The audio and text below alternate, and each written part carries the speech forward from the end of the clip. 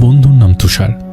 আমরা ঢাকা কলেজে একই ডিপার্টমেন্টে ভর্তি হই। মূলত তারপরেই তার সঙ্গে আমার পরিচয়ের প্রথম থেকেই আমার তার সঙ্গে একটা ভালো আন্ডারস্ট্যান্ডিং হয়ে যায়। মূলত আমরা দুজন একই সঙ্গে একই জায়গায় বাসা ভাড়া নেওয়ার কথাও চিন্তা করছিলাম, যেহেতু আমি তখন এসে ঢাকাতে একটা টিউশনি খুঁজছিলাম এবং সে অলরেডি একটা টিউশনি পেয়ে গেছে। তাই বলতে পারেন তার থেকে টিউশনি খোঁজার জন্য হলেও আমি একটা ভাব করছিলাম। মূলত তার টিউশনি করানোর জায়গা ছিল হচ্ছে আজিমপুর। নিশ্চয়ই আপনারা আজিমপুর কবরস্থান এবং তার আশেপাশের জায়গাটা চেনেন। তাই সেই আশেপাশে আমরা বাসা খুঁজছিলাম। মূলত ঢাকা কলেজে পড়ার কারণেই প্রথম দিকেই আমরা সেই আশেপাশেই বাসা খোঁজার চেষ্টা করি। তবে প্রথম দিকে প্রচণ্ড পরিমাণে বাসা খুঁজেও আমরা কোনো বাসা তেমন ম্যানেজ করতে পারছিলাম না। পরবর্তীতে ঠিক আজিমপুর কবরস্থানের পূর্ব পাশের গলি দিয়ে একটু সামনে এগিয়ে গেলে যেই ছোট চৌরাস্তা, তার মাঝখান বরাবর একটা পুরাতন বাড়ি আমরা পাই। যদিও মেইন রোড থেকে বেশ অনেকটা পথ হেঁটে তারপরে সে বাড়িতে যেতে হতো বিধায় সেখানে আমরা কম খরচেই বাসা ভাড়াটা পেয়ে যাই। তুষারের ঠিক টিউশনি ছিল হচ্ছে আমাদের বাসা থেকে 6 থেকে 7 মিনিটের দূরত্ব। পায়ে হাঁটা দূরত্বে টিউশনি করতে পেরে তখন তুষারও বেশ খুশি ছিল। বলতে পারেন অনেক ভাই তখন সবকিছু ঠিকঠাকই চলছিল। আমি একটু বাসার বিবরণটা আপনাকে দিতে চাই। 4 তলা একটা বাসা, পাকিস্তান আমলের বাসা। ঠিক বাসার সামনে একটা বড় করিডোর, প্রত্যেকটা তলায় প্রত্যেকটা তালাতেই এক একটা করে বড় করিডোর। টোটাল 4 তলায় 4টা বড় করিডোর এবং ঠিক ম্যাচ সিস্টেম বাসার মতো হলেও সবগুলো রুমে সবাই থাকতো না। আমাদের ফ্লোরে মানে 3 তলাতে আমরা থাকতাম মাত্র 3 জন, আমি, আমার বন্ধু এবং আরেকজন ভদ্রলোক। তিনি বোধহয় চাকরি করতেন কিংবা তার সঙ্গে আমাদের কোনো কথা না হওয়ার কারণে আমরা সেটা জানতেও পারিনি। বাড়িটা বেশ পুরনো, পাশাপাশি যেখান দিয়ে বাসাতে যেতে হয় সেই গলিটাও বেশ ভেতরে। কিছুটা ভেতরে বলছিলাম, একেবারে 2 রাস্তা দিয়ে বড় বড় দেয়াল তুলে দেওয়া এবং ছোট সেই গলি দিয়ে একটা রিক্সাও ঢুকতে পারবে না বলে সেখানে কোলাহল কিছুটা কম। পুরান ঢাকার কোলাহল সম্পর্কে আপনারা সবাই কিন্তু জানেন। ঘটনার দিনের ফিরে আসি। তখন আমার বন্ধু তুষার একটা টিউশনি পায় এবং সেই টিউশনিটা বেশ দূরে হওয়ায় সে প্রথম করতে চায় না, কিন্তু তার পরবর্তীতে অর্থনৈতিক কিছু দোলাচলের কারণে সে রাজিও হয়ে যায়। মূলত টিউশনিটা ছিল মিরপুর 2 নম্বরে। মিরপুর 2 থেকে আজিমপুর বেশ অনেকটা দূরে। তাই সে সপ্তাহে 3 দিন পড়ানোর সিদ্ধান্ত নেয়। যেহেতু ক্লাস 5 এবং ক্লাস 6 এর 2 জন ছাত্র এবং ছাত্রী ছিল, তাই তার পড়াতে আলাদা করে তেমন কোনো এফোর্ট দিতে হতো না। ঘটনা মূলত সেখান থেকেই ঘটে। যে 2 দিন সে পড়াতে যেত সেই 2 দিন তাকে ফিরতে ফিরতে বেশ রাত হয়ে যেত। এখন যেমন রাস্তাঘাট বেশ খালি এবং মেট্রো রেল হয়ে যাওয়ার কারণে খুব সহজেই এক জায়গা থেকে আরেক জায়গায় আসা যাচ্ছে, সেই সময় কিন্তু এমন পরিস্থিতি অনেক ভাই ছিল না। মূলত মেট্রো রেলের কাজ করার কারণেই বেশিরভাগ সময় সেই রাস্তাতে জ্যাম থাকতো এবং পড়া শেষ করে 10টার সময় রওনা দিলেও আমার বন্ধুর ফিরতে ফিরতে প্রায় 11টা থেকে 11:30 বেজে যেত। ঘটনার দিনের কথা বলি, কোনো ডিসেম্বর মাসের একদিন সন্ধ্যাবেলার কথা। আমার বন্ধুর তখন গায়ে প্রচণ্ড জ্বর। আমি ওকে বারবার করে বারণ করি যাতে সেদিন সে পড়াতে না যায়, কিন্তু সে আমার কোনো কথা না শুনে সে বলে যে আমার মনে হয় ঘরে বসে থাকলেই আমি বেশি অসুস্থ হব, তার থেকে বরং আমি পড়িয়ে আসি, আমার কাছে ভালো লাগবে, অন্তত পক্ষে আমি দরকার হলে তাড়াতাড়ি ফিরে আসবো। সে পড়াতে গিয়ে বিপত্তি বাজায়। ঠিক রাত 10টা 10:30টার দিকে আমার নাম্বারে একটা ফোন আসে। আমি ফোনটা রিসিভ করে জানতে পারি আমার বন্ধু সেন্সলেস হয়ে পড়ে গিয়েছিল।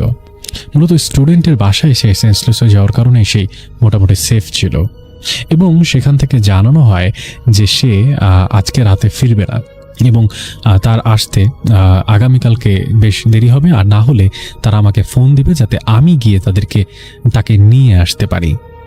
ঘটনা অনেক ভাই এখানেই শেষ হলে পারত। আমি পড়াশোনা করছিলাম, তখন রাত আনুমানিক কয়টা হবে, 2টা কি 2:30। হুট করে আমার দরজায় খট খট শব্দ পেলাম।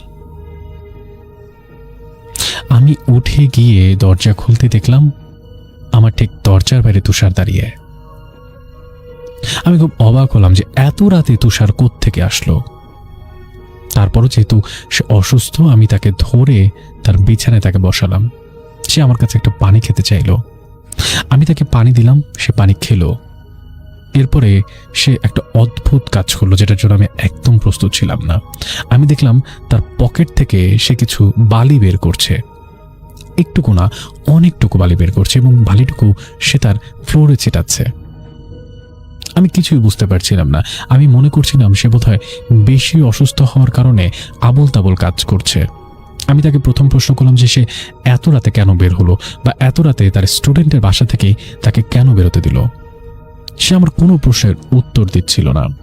অনেক একটু বলে রাখা ভালো, পুরান ঢাকাতে ওই মুহূর্তে লোডশেডিং চলার কারণে চারপাশের অনেক জায়গাতে আসলে অন্ধকার হয়েছিল। বেশ কিছুটা দূরে কিছু ল্যাম্পপোস্টের আলো জ্বলছিল, সেই আলো রুমের মধ্যে আসছিল, তাতেই আমরা যতটুকু দেখতে পাচ্ছিলাম। আমার কাছে একটা চার্জার লাইট ছিল, কিন্তু বেশ অনেকক্ষণ কারেন্ট না থাকার কারণে চার্জার লাইটটা প্রায় শেষের দিকে। কোনো মোমবাতি বা তেমন কোনো ব্যবস্থা না থাকায় আমি আমার মোবাইলের ফ্ল্যাশ লাইটটাও জ্বালিয়ে রেখেছিলাম। হঠাৎ করে দেখলাম সে তার বিছানায় বসেই হাঁটু ভাঁজ করে কান্না করতে শুরু করে দিল। এবার আমি কিছুটা ঘাবড়ে গেলাম। আমার কাছে মনে হলো এই মুহূর্তে আমার একটা সাহায্য দরকার। আমি রুম থেকে বের হয়ে সে বড় ভাইয়ের রুমের সামনে গেলাম এবং তাকে ডাকতে লাগলাম। বেশ অনেকক্ষণ তার দরজা ধাক্কানোর পরেও সে ঘুম থেকে উঠল না। এবার আমি আবারও রুমে ফিরে আসলাম। রুমে ফিরে এসে যা দেখলাম তার জন্য আমি একদম প্রস্তুত ছিলাম না। অনেক ভাই, আমি দেখলাম সম্পূর্ণ উলঙ্গ একটা, আমি আবারও বলছি, সম্পূর্ণ উলঙ্গ একটা অবয়ব ঠিক বিছানার পরে হাঁটু গেড়ে বসে আছে। অবয়ব বলছি এই কারণে, দূর থেকেও তাকে দেখতে তুষারের মতো লাগলেও কেন যেন আমার কাছে তাকে তুষার মনে হচ্ছিল না। এবার আমি বেশ ভয় পেয়ে যাই।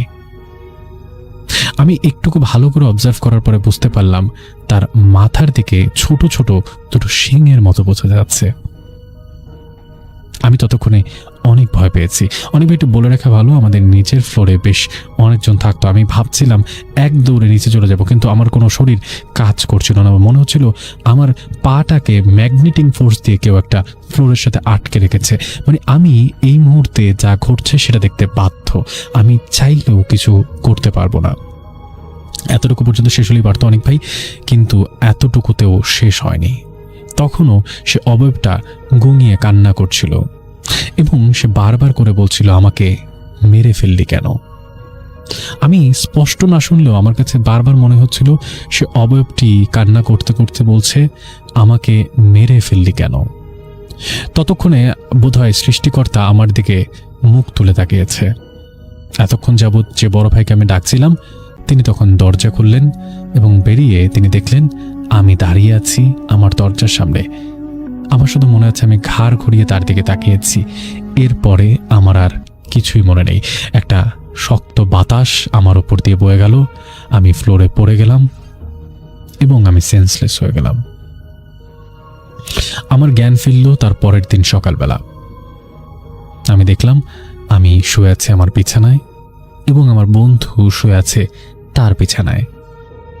রুমের মধ্যে তখন আরো অনেকজন চলে এসেছে, বাড়িওয়ালা আন্টি থেকে শুরু করে এলাকার চায়ের দোকানের মামা থেকে শুরু করে এবং একজন মেডিকেলে পড়া ভাইয়া, তিনিও কিন্তু আমাদের রুমের ভেতরেই ছিলেন। আমি প্রথম দিকে বুঝতে পারছিলাম না যে তারা সবাই আমার রুমের মধ্যে কি করছে। মনে হচ্ছিল ঘুমিয়েছি, ঘুম থেকে উঠেছি, হয়তো একটা বাজে স্বপ্ন দেখেছি। কিন্তু একটু পরেই সমস্ত কথা মনে পড়ে গেল গতকালকে রাতের। তখন আমার হাত পা আবার ঠান্ডা হয়ে গেল। আমি তাকালাম আমার বন্ধুর বিছানার দিকে, দেখলাম সে শুয়ে আছে ঠিক তার বিছানায়। বাকিটুকু ঘটনা আমি শুনেছিলাম আসলে আমার বন্ধুর থেকেই। অনেক ভাই, ঠিক আমার বন্ধু তুষার আমাকে যেভাবে বলেছে আমি ঠিক সেভাবেই আপনাকে শোনাচ্ছি। সেদিন রাত্রে ঠিক যখন 1টা কি 1:30 বাজে, সেই সময় হঠাৎ করে তুষার সম্পূর্ণ সুস্থ বোধ করছিল এবং সে বারবার বলছিল যে আমার বাড়িতে যাওয়া উচিত, কারণ তার পরের দিন আমাদের একটা সিটি পরীক্ষা ছিল। তাই সে বাড়িতে এসে ঠিকভাবে প্রস্তুতি না নিতে পারলেও একটু ঘুমিয়ে অন্তত সকালবেলা সিটি পরীক্ষাটা সে দিতে পারবে। সে যে বাসায় পড়াতো সে বাসার লোকের প্রাইভেট কার থাকার কারণে তারা রাজিও হলো, কিন্তু তারপরও বারবার সতর্ক করলো যে সে যেতে পারবে কিনা। সে আমার নাম্বার কয়েকবার ফোনও দিয়েছিল, কিন্তু আমি ফোন রিসিভ না করায় শেষমেশ সে রওনা দিয়ে দেয়। রাত ঠিক 2টার দিকে তাকে ঠিক গলির সামনে নামিয়ে দেয় ড্রাইভার। এরপরে তাকে বলে যে সে বাসায় দিয়ে আসবে কিনা, কিন্তু আমার বন্ধু তাকে না বলে। অনেক ভাই, আমি আবারও বলি, ঠিক একই সময় যে সময়টাতে আমি দরজা খুলে আমার বন্ধুকে দেখেছিলাম, ঠিক ওই মুহূর্তেই ঘটনাটা ঘটে। সে যখন গলির ভেতরে ঢোকে, শুরু হয় সেই মুহূর্তে ঘটনা। সে শুনতে পায়, মনে হচ্ছিল পাশ থেকে কেউ একটা সূরা পড়ছে। সে ভালো করে খেয়াল করার চেষ্টা করছিল যে এত রাতে কোরআন শরীফ তেলাওয়াত করবে কে। অনেক ভাই, আগেই বলেছি ঠিক আজিমপুর কবরস্থানের পাশের একটা ছোট গলি, তাই ভাবছিল বোধহয় এত রাতে কেউ একজন হয়তোবা কবরস্থানে কারো কবর জিয়ারত করছে। কিন্তু বড় বড় প্রাচীর থাকার কারণে ওপাশে কি হচ্ছে সেটা একদম দেখা যাচ্ছিল না। সে সামনের দিকে এগোতে থাকলো। হুট করে তার কাছে মনে হলো যে না, এটা কোনো আরবি ভাষা পড়া হচ্ছে না, মনে হচ্ছে উল্টো করে আরবি পড়া হচ্ছে। ঠিক একভাবে চালু করে দিলে যেভাবে পড়া হয় তার ঠিক উল্টোভাবে, এবং প্রচণ্ড অদ্ভুতভাবে পড়া হচ্ছিল। মনে হচ্ছিল কোনো বিড়াল তার তীক্ষ্ণ কণ্ঠে এমনটা করছে। এবার সে তার হাঁটার গতি কিছুটা বাড়িয়ে দিল। হুট করে সে খেয়াল করলো তার সামনে একটা লম্ব অবয়ব হাঁটু গেড়ে বসে আছে। ঘটনাটা এখানেই শেষ হলে পারত। সে এবার বুঝতে পারছিল না সে সামনে যাবে নাকি সে আবার পেছনে চলে যাবে। সে ভেবেই যখন পেছনের দিকে তাকালো, তখন সে যেটা দেখলো তার দেখার জন্য সে একদম প্রস্তুত ছিল না। সে দেখলো ঠিক লম্বালম্বি করে একটা কাফনের কাপড় পরানো লাশ শুয়ে রাখা গলির ঠিক শেষ মাথায়। আমি আবারও বলছি অনেক ভাই, একটা কাফনের কাপড় পরানো লম্বা মতো লাশ শুয়ে রাখা গলির ঠিক মাথায়। ঠিক কিছুক্ষণ আগে সে যেখান দিয়ে হেঁটে এসেছে সেখানে সে এক নজরে অনেকটাক্ষণ তাকিয়েছিল সেই লাশটার দিকে। এরপরে সে যখন সামনে ঘুরে তাকালো, তার মনে হয়েছিল কোনো একটা বাতাস তার ওপর দিয়ে বয়ে গেছে। এরপরে তার আর কিছু মনে নেই অনেক ভাই। এরপরে তার যখন জ্ঞান ফিরে, তখন সে তার ঘরের মধ্যে, এবং সে আবিষ্কার করে যে তার ঘরের মধ্যে সে ফাঁস দেওয়ার চেষ্টা করছিল। মূলত আমাদের যেই ফ্যান, সিলিং ফ্যান, সে ফ্যানের সঙ্গে দড়ি বেঁধে তারপরে সেখানে থেকে সে ঝোলার চেষ্টা করছিল। এবং সেই মুহূর্তে সেই বড় ভাই এসে আমাকে এবং তাকে উদ্ধার করে। বড় ভাই এটা দেখে সে চিৎকার চেঁচামেচি শুরু করে, এবং তার চিৎকার চেঁচামেচি শুনে বাকিরা সবাই দৌড়ে আসে এবং তাকে সেই থেকে আটকে ফেলে, এবং পরবর্তীতে সেও সেন্সলেস হয়ে যায়। পরে আমাদের দুজনকেই খাটে শোয়ানো হয়, এবং পরবর্তীতে এলাকার হুজুর ডাকা হয়, এবং ঠিক সে উলঙ্গ থাকার কারণে তাকে পোশাক আশাক পরিয়ে ঠিকঠাক করা হয়। পরবর্তীতে হুজুর, ডাক্তার, কবিরাজ সবই আসে এবং আমাদেরকে দেখে চেক করে সবকিছু ঠিকঠাক বলে তারপর তারা চলে যায়, এবং আমাদের জ্ঞান ফিরে ঠিক সকালবেলা। অনেক ভাই, এরপরে আমরা ঠিক রায়েরবাগের একজন বড় হুজুরের সঙ্গে দেখা করি। তিনি বেশ কামেল একজন হুজুর। আমরা তার সঙ্গে দেখা করি এবং আমাদের দুজনের ঘটনা পুরোপুরি তাকে শেয়ার করি।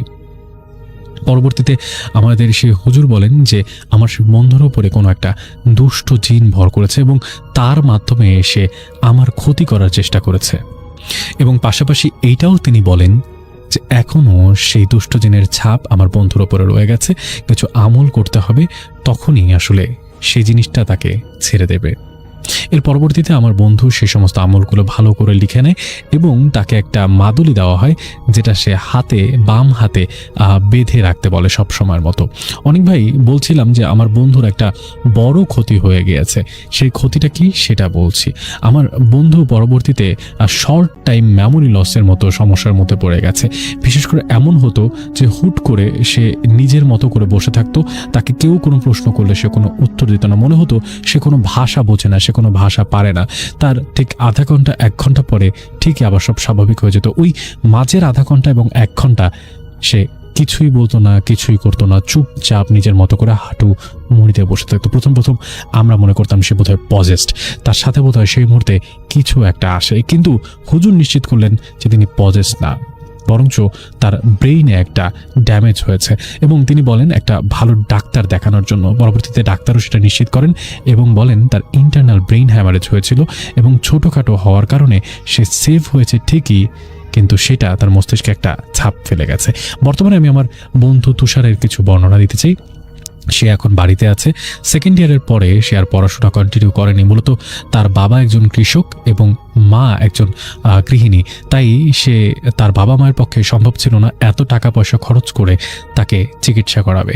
তাই তারা তাকে নিয়ে যান এবং পরবর্তীতে সেখানেই তার চিকিৎসা করানো হয়। শেষ খবর পাওয়া পর্যন্ত অনেক ভাই এখনও তুষারের একই অবস্থা। আমি জানি না ঠিক কবে সে সুস্থ হতে পারবে, তবে এর পরে যে ঘটনাগুলো ঘটেছে সেগুলো যতটা বেশি অলৌকিক তার থেকে বেশি আমাদের বলা যায় মানসিক। তো সেই জায়গা থেকে এখন পর্যন্ত সেই মানসিক যুদ্ধ লড়ে যাচ্ছে।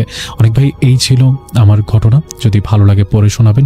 আমার সাথে এরপরে আর কিছু ঘটেনি, মূলত পুরো ঘটনাটাই ঘটে আমার বন্ধু তুষারের সঙ্গে। আমি দোয়া করি এবং আপনাদের থেকে দোয়া চাই যাতে খুব দ্রুত সে সুস্থ হয়ে আমাদের মাঝখানে ফিরে আসে এবং ওই বাড়ি আমরা সেই মাসেই আমরা ছেড়ে দিই এবং পরবর্তীতে আমি এলিফ্যান্ট রোডের একটা বাড়িতে উঠি এবং এখানেই এখন পর্যন্ত আমি আছি। তবে এখন পর্যন্ত আজিমপুরে যদি কখনো টিউশনি কিংবা অন্য কাজে আমি যাই, সেই গলির চারপাশে আমি যাই না, কারণ আমার কাছে মনে হয় সেই অলৌকিক শক্তি এখনো সেখানে ঘোরাফেরা করে। সুযোগ পেলে সে হয়তোবা আমার আবার ক্ষতি করতে চাইবে। এখন যে ঘটনাটি আপনাদের সাথে শেয়ার করবো, এই ঘটনাটি আমাদেরকে যিনি পাঠিয়েছেন তার নাম জিশান আহমেদ। ওনার বাড়ি ময়মনসিংহ জেলার ত্রিশাল উপজেলার ৩ নং কাঁঠাল ইউনিয়নের রাজাবাড়ি গ্রামে। উনি যে ঘটনাটি পাঠিয়েছেন, এই ঘটনাটি যার কাছ থেকে সংগ্রহ করেছেন তার নাম তানভীর, আর ঘটনাটি এই তানভীর ভাইয়ের আপন বোনের সাথেই ঘটেছিল। ঘটনাটির সময়কাল একদম রিসেন্ট, 2025 সালের আগস্ট মাসের প্রথম সপ্তাহে। আগস্ট মাসের প্রথম সপ্তাহে এই তানভীর ভাইয়ের বোন, উনি ওনার হাজব্যান্ডের সাথে ঘুমিয়ে আছেন, তার শ্বশুরবাড়িতেই ছিলেন। তার বিয়ে হয়েছে ময়মনসিংহেরই একটি উপজেলায়, সঙ্গত কারণে আমরা সেটা বলছি না এবং ওই আপুর নামও বলছি না। রাত আনুমানিক তখন কয়টা বাজে এটা উনি বলতে পারেন না, এটা ওনার খেয়াল নাই, তবে এতটুকু বুঝতে পেরেছিলেন রাত অনেক গভীর, হতে পারে সেটা 2-3টা এরকম আর কি। হঠাৎ করে বাইরে থেকে একটা পরিচিত আওয়াজ ভেসে আসে, আর এই পরিচিত আওয়াজ অন্য কারো নয়, তার শ্বশুরবাড়ির লোকদের কারো নয়, তারই আপন বাবার কণ্ঠ। বাইরে থেকে ভেসে আসে, মারে আমি খুব অসুস্থ, দরজাটা একটু খোল না। এক ডাকেই কিন্তু ঘুম ভেঙে গিয়েছিল এই আপুর। উনি চিন্তা করলেন কি ব্যাপার, আমি কি ঘুমের ঘরে শুনলাম নাকি? পরে দেখা গেল যে না, দরজায় ঠকঠক আবার করলো, ঠকঠক করে আবার একই কথা বলছে যে মারে আমি খুব অসুস্থ, দরজাটা একটু খোল না। উনি বুঝতে পারলেন এটা তার বাবার কণ্ঠ। এটা উনি চিন্তা করছেন যে এত রাত্রে ওনার বাবা এতটা দূরত্ব পার করে এইখানে আসবে, তা আবার অসুস্থ অবস্থায়। তো অসুস্থ অবস্থায় সে এইখানে আসবে কেন, এই চিন্তা উনি করলেন। কয়েকবার করে একই রকমভাবে এই নিশি ডাক উনি শুনলেন, কিন্তু উনি ওঠেন নাই। ওনার হাজব্যান্ড তখন ঘুমাচ্ছিল, তাকেও ডাকাডাকি আর করেন নাই, ডাকার প্রয়োজনও বোধ করেন নাই যে আবার দেখা গেল যে কোনো ঝামেলা হতে পারে, সে ভয় পেতে পারে। উনি চুপচাপ শুয়ে থাকলেন, আর কিছু হলো না ওই রাতের মতো। সকালবেলা উঠে উনি শ্বশুরবাড়ির সবাইকে এই বিষয়টা জানালেন যে উনি এটা শুনেছেন, আর ওনার বাবাকেও সকালবেলা উনি ফোন করেছিলেন। ওনার বাবা বলেন যে আমি ওদিকে যাব কেন, আর আমি দিব্যি সুস্থ আছি আলহামদুলিল্লাহ, আমার কোনো সমস্যা নেই। এখন কথা হলো যে এই কাজটা তাহলে কে করেছিল? শ্বশুরবাড়ির লোকজন কিন্তু এই বিষয়টাতে গুরুত্ব দিলেন, কারণ অনেকেই এই ধরনের বিষয়টাতে গুরুত্ব না দিয়ে বলে যে ও তোমার মনের ভুল, দুঃস্বপ্ন দেখেছো, এইটা সেটা। পরবর্তীতে এই বিষয়গুলো মারাত্মক আকার ধারণ করে। এটা কিন্তু ওনার শ্বশুরবাড়ির লোকজন বুঝতে পেরেছিলেন। ওনার শ্বশুরবাড়ির লোকজন এই বিষয়টা নিয়ে আর কাল বিলম্ব করেন নাই। ওনাদেরই পারিবারিক একজন ব্যক্তি, যিনি আত্মীয়, তিনি একজন রাকিও ছিলেন, তাকে খবর দেওয়া হয়। তো ওই রাকি আসেন, ওই রাকি যেই দিন আসেন ওই দিন ছিল শুক্রবার। উনি এসে ওই আপুকে রুকিয়া করা শুরু করলেন। একটা খাটের উপর ওনাকে বসালেন, আর ওই রাকি উনি খাটের সামনে একটা চেয়ারে বসলেন। শুরু হলো রুকিয়া। ওনাদের পরিবারের কেউ কেউ পুরো এই রুকিয়ার সেশনটা মোবাইল ফোনে ভিডিও করেছিলেন। অল্প সময়ের মধ্যেই হঠাৎ করে মনে হলো যে ওই আপুর শরীরটা একটু দুলতে শুরু করেছে। এরপর ওই রাকি উনি জিজ্ঞেস করলেন যে তুমি কে, কোথা থেকে আসছো? কোনো উত্তর দেয় না। কয়েকবার জিজ্ঞেস করার পর খালি একটা কথাই বলে, আমার পায়ে ব্যথা করছে। এই জিন হাজির হলে অনেক সময় পুরুষ নারী মিশ্রিত কণ্ঠ, অদ্ভুত রকমের কণ্ঠ, ভয়ঙ্কর গড়গড় আওয়াজ, এরকম কিছু না, একদম স্বাভাবিকভাবে ওই আপুর যে কণ্ঠ সেই কণ্ঠেই কথা বলছে। খালি বারবার বলছে যে আমার পায়ে ব্যথা করছে। যদি জিজ্ঞেস করে কোথা থেকে আসছো, বলে আমার পায়ে ব্যথা করছে। যদি বলে নাম কি, পায়ে ব্যথা করছে। এরকম বারবার একই কথা বলছে। কিছুক্ষণ একই রকম কথা বলার পর ওই আপুর ভেতরে থাকা ওই জিনটা চুপ হয়ে যায়। মনে হচ্ছে কিছু একটা ভাবছে, কি ভাবছে এটা বোঝা যাচ্ছে না। এরপর ওই রাকি আবারও জিজ্ঞেস করেন যে তোমার নাম কি, কোথা থেকে আসছো? এরপর ওই রাকি জানায় যে সে একটা হিন্দু জিন, আর এটাও জানায় যে এই মেয়েটা সুবিধাজনক না। কেন সুবিধাজনক না, কেন, সে কি করেছে? ওই জিনটা জানায় যে এই মেয়েটা নাকি কাপড় যখন তারের উপর রোদে দিচ্ছিল, ওই কাপড়ের আঁচল ওই জিনের গায়ে লেগেছে। তখন রাকি বলছে এটা কি কোনো কথা হইল? সে তার কাপড় তো নাড়বেই, তার কাপড় সহ তার শ্বশুরবাড়ির আরও অনেকের কাপড় আছে। সে কি এই কাপড় নাড়ার জন্য কি তোমার যেই জায়গা সেইখানে গেছিল? সে তার বাড়ির উঠানে কাপড় নাড়তেছে। তুমি কেন এখানে আসছো? তুমি এখানে আসছো, কাপড়ের ছোঁয়া লেগেছে, আর তুমি এর উপর আসর করে এখন ভয় দেখানোর চেষ্টা করতেছো না? তা তো হবে না, এটা কোনো যুক্তির কথা হইল না। যদি এমন কথা হইতো যে সে তোমার আবাসস্থলে গেছে, সেখানে গিয়ে কিছু করছে, তা তো না। তুমি মানুষের আবাসস্থলে কি অটোটা কি? তোমার কেন উঠানে দিনের বেলা আসতে হবে? রাতের বেলাও তো এই কাজ করে নাই, তাও না হয় মেনে নিতাম। বিনা বাক্য ব্যয় এখান থেকে ভেগে যাবা, চলে যাবা, আর আসতে পারবা না। এই কথা বলার পর নাকি ওই জিনটা কিছুক্ষণ চুপ করে থাকে এবং বলে হ্যাঁ চলে যাব, চলে যাব, পায়ে ব্যথা করতেছে, মানে অসংলগ্ন কথা। এরপর ওই রাকি বলে আবার যদি আসো তাহলে কিন্তু তোমার কঠিন শাস্তি হবে। তখন ওই জিনটাকে আবার বলে হ্যাঁ আবার যদি আসি তাহলে আমার কঠিন শাস্তি হবে, পায়ে ব্যথা করছে। তো এই ধরনের অসংলগ্ন কথা, মানে সরাসরি কোনো কথার উত্তর দেয় না। এরপর হঠাৎ করেই ওই আপু ধপাস করে বিছানার উপরেই পড়ে যান, বসা থাকা অবস্থাতেই।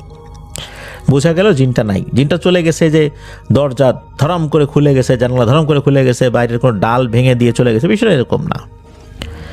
এরপর থেকে ওই আপু স্বাভাবিক হয়ে যান। এই ঘটনার সবচাইতে রহস্যজনক বিষয়টা হচ্ছে তানবীর ভাইয়ের মাধ্যম দিয়ে পরবর্তীতে জিশান ভাই জানতে পেরেছিলেন ওই জিনটা নাকি নিজে থেকেই পরবর্তীতে ওই রাকির সাথে যোগাযোগ করেছিল, দেখা করেছিল। কি কারণে দেখা করেছিল, কি উদ্দেশ্যে দেখা করেছিল, কি বলেছিল, এই বিষয়টা আর জানা যায় নাই।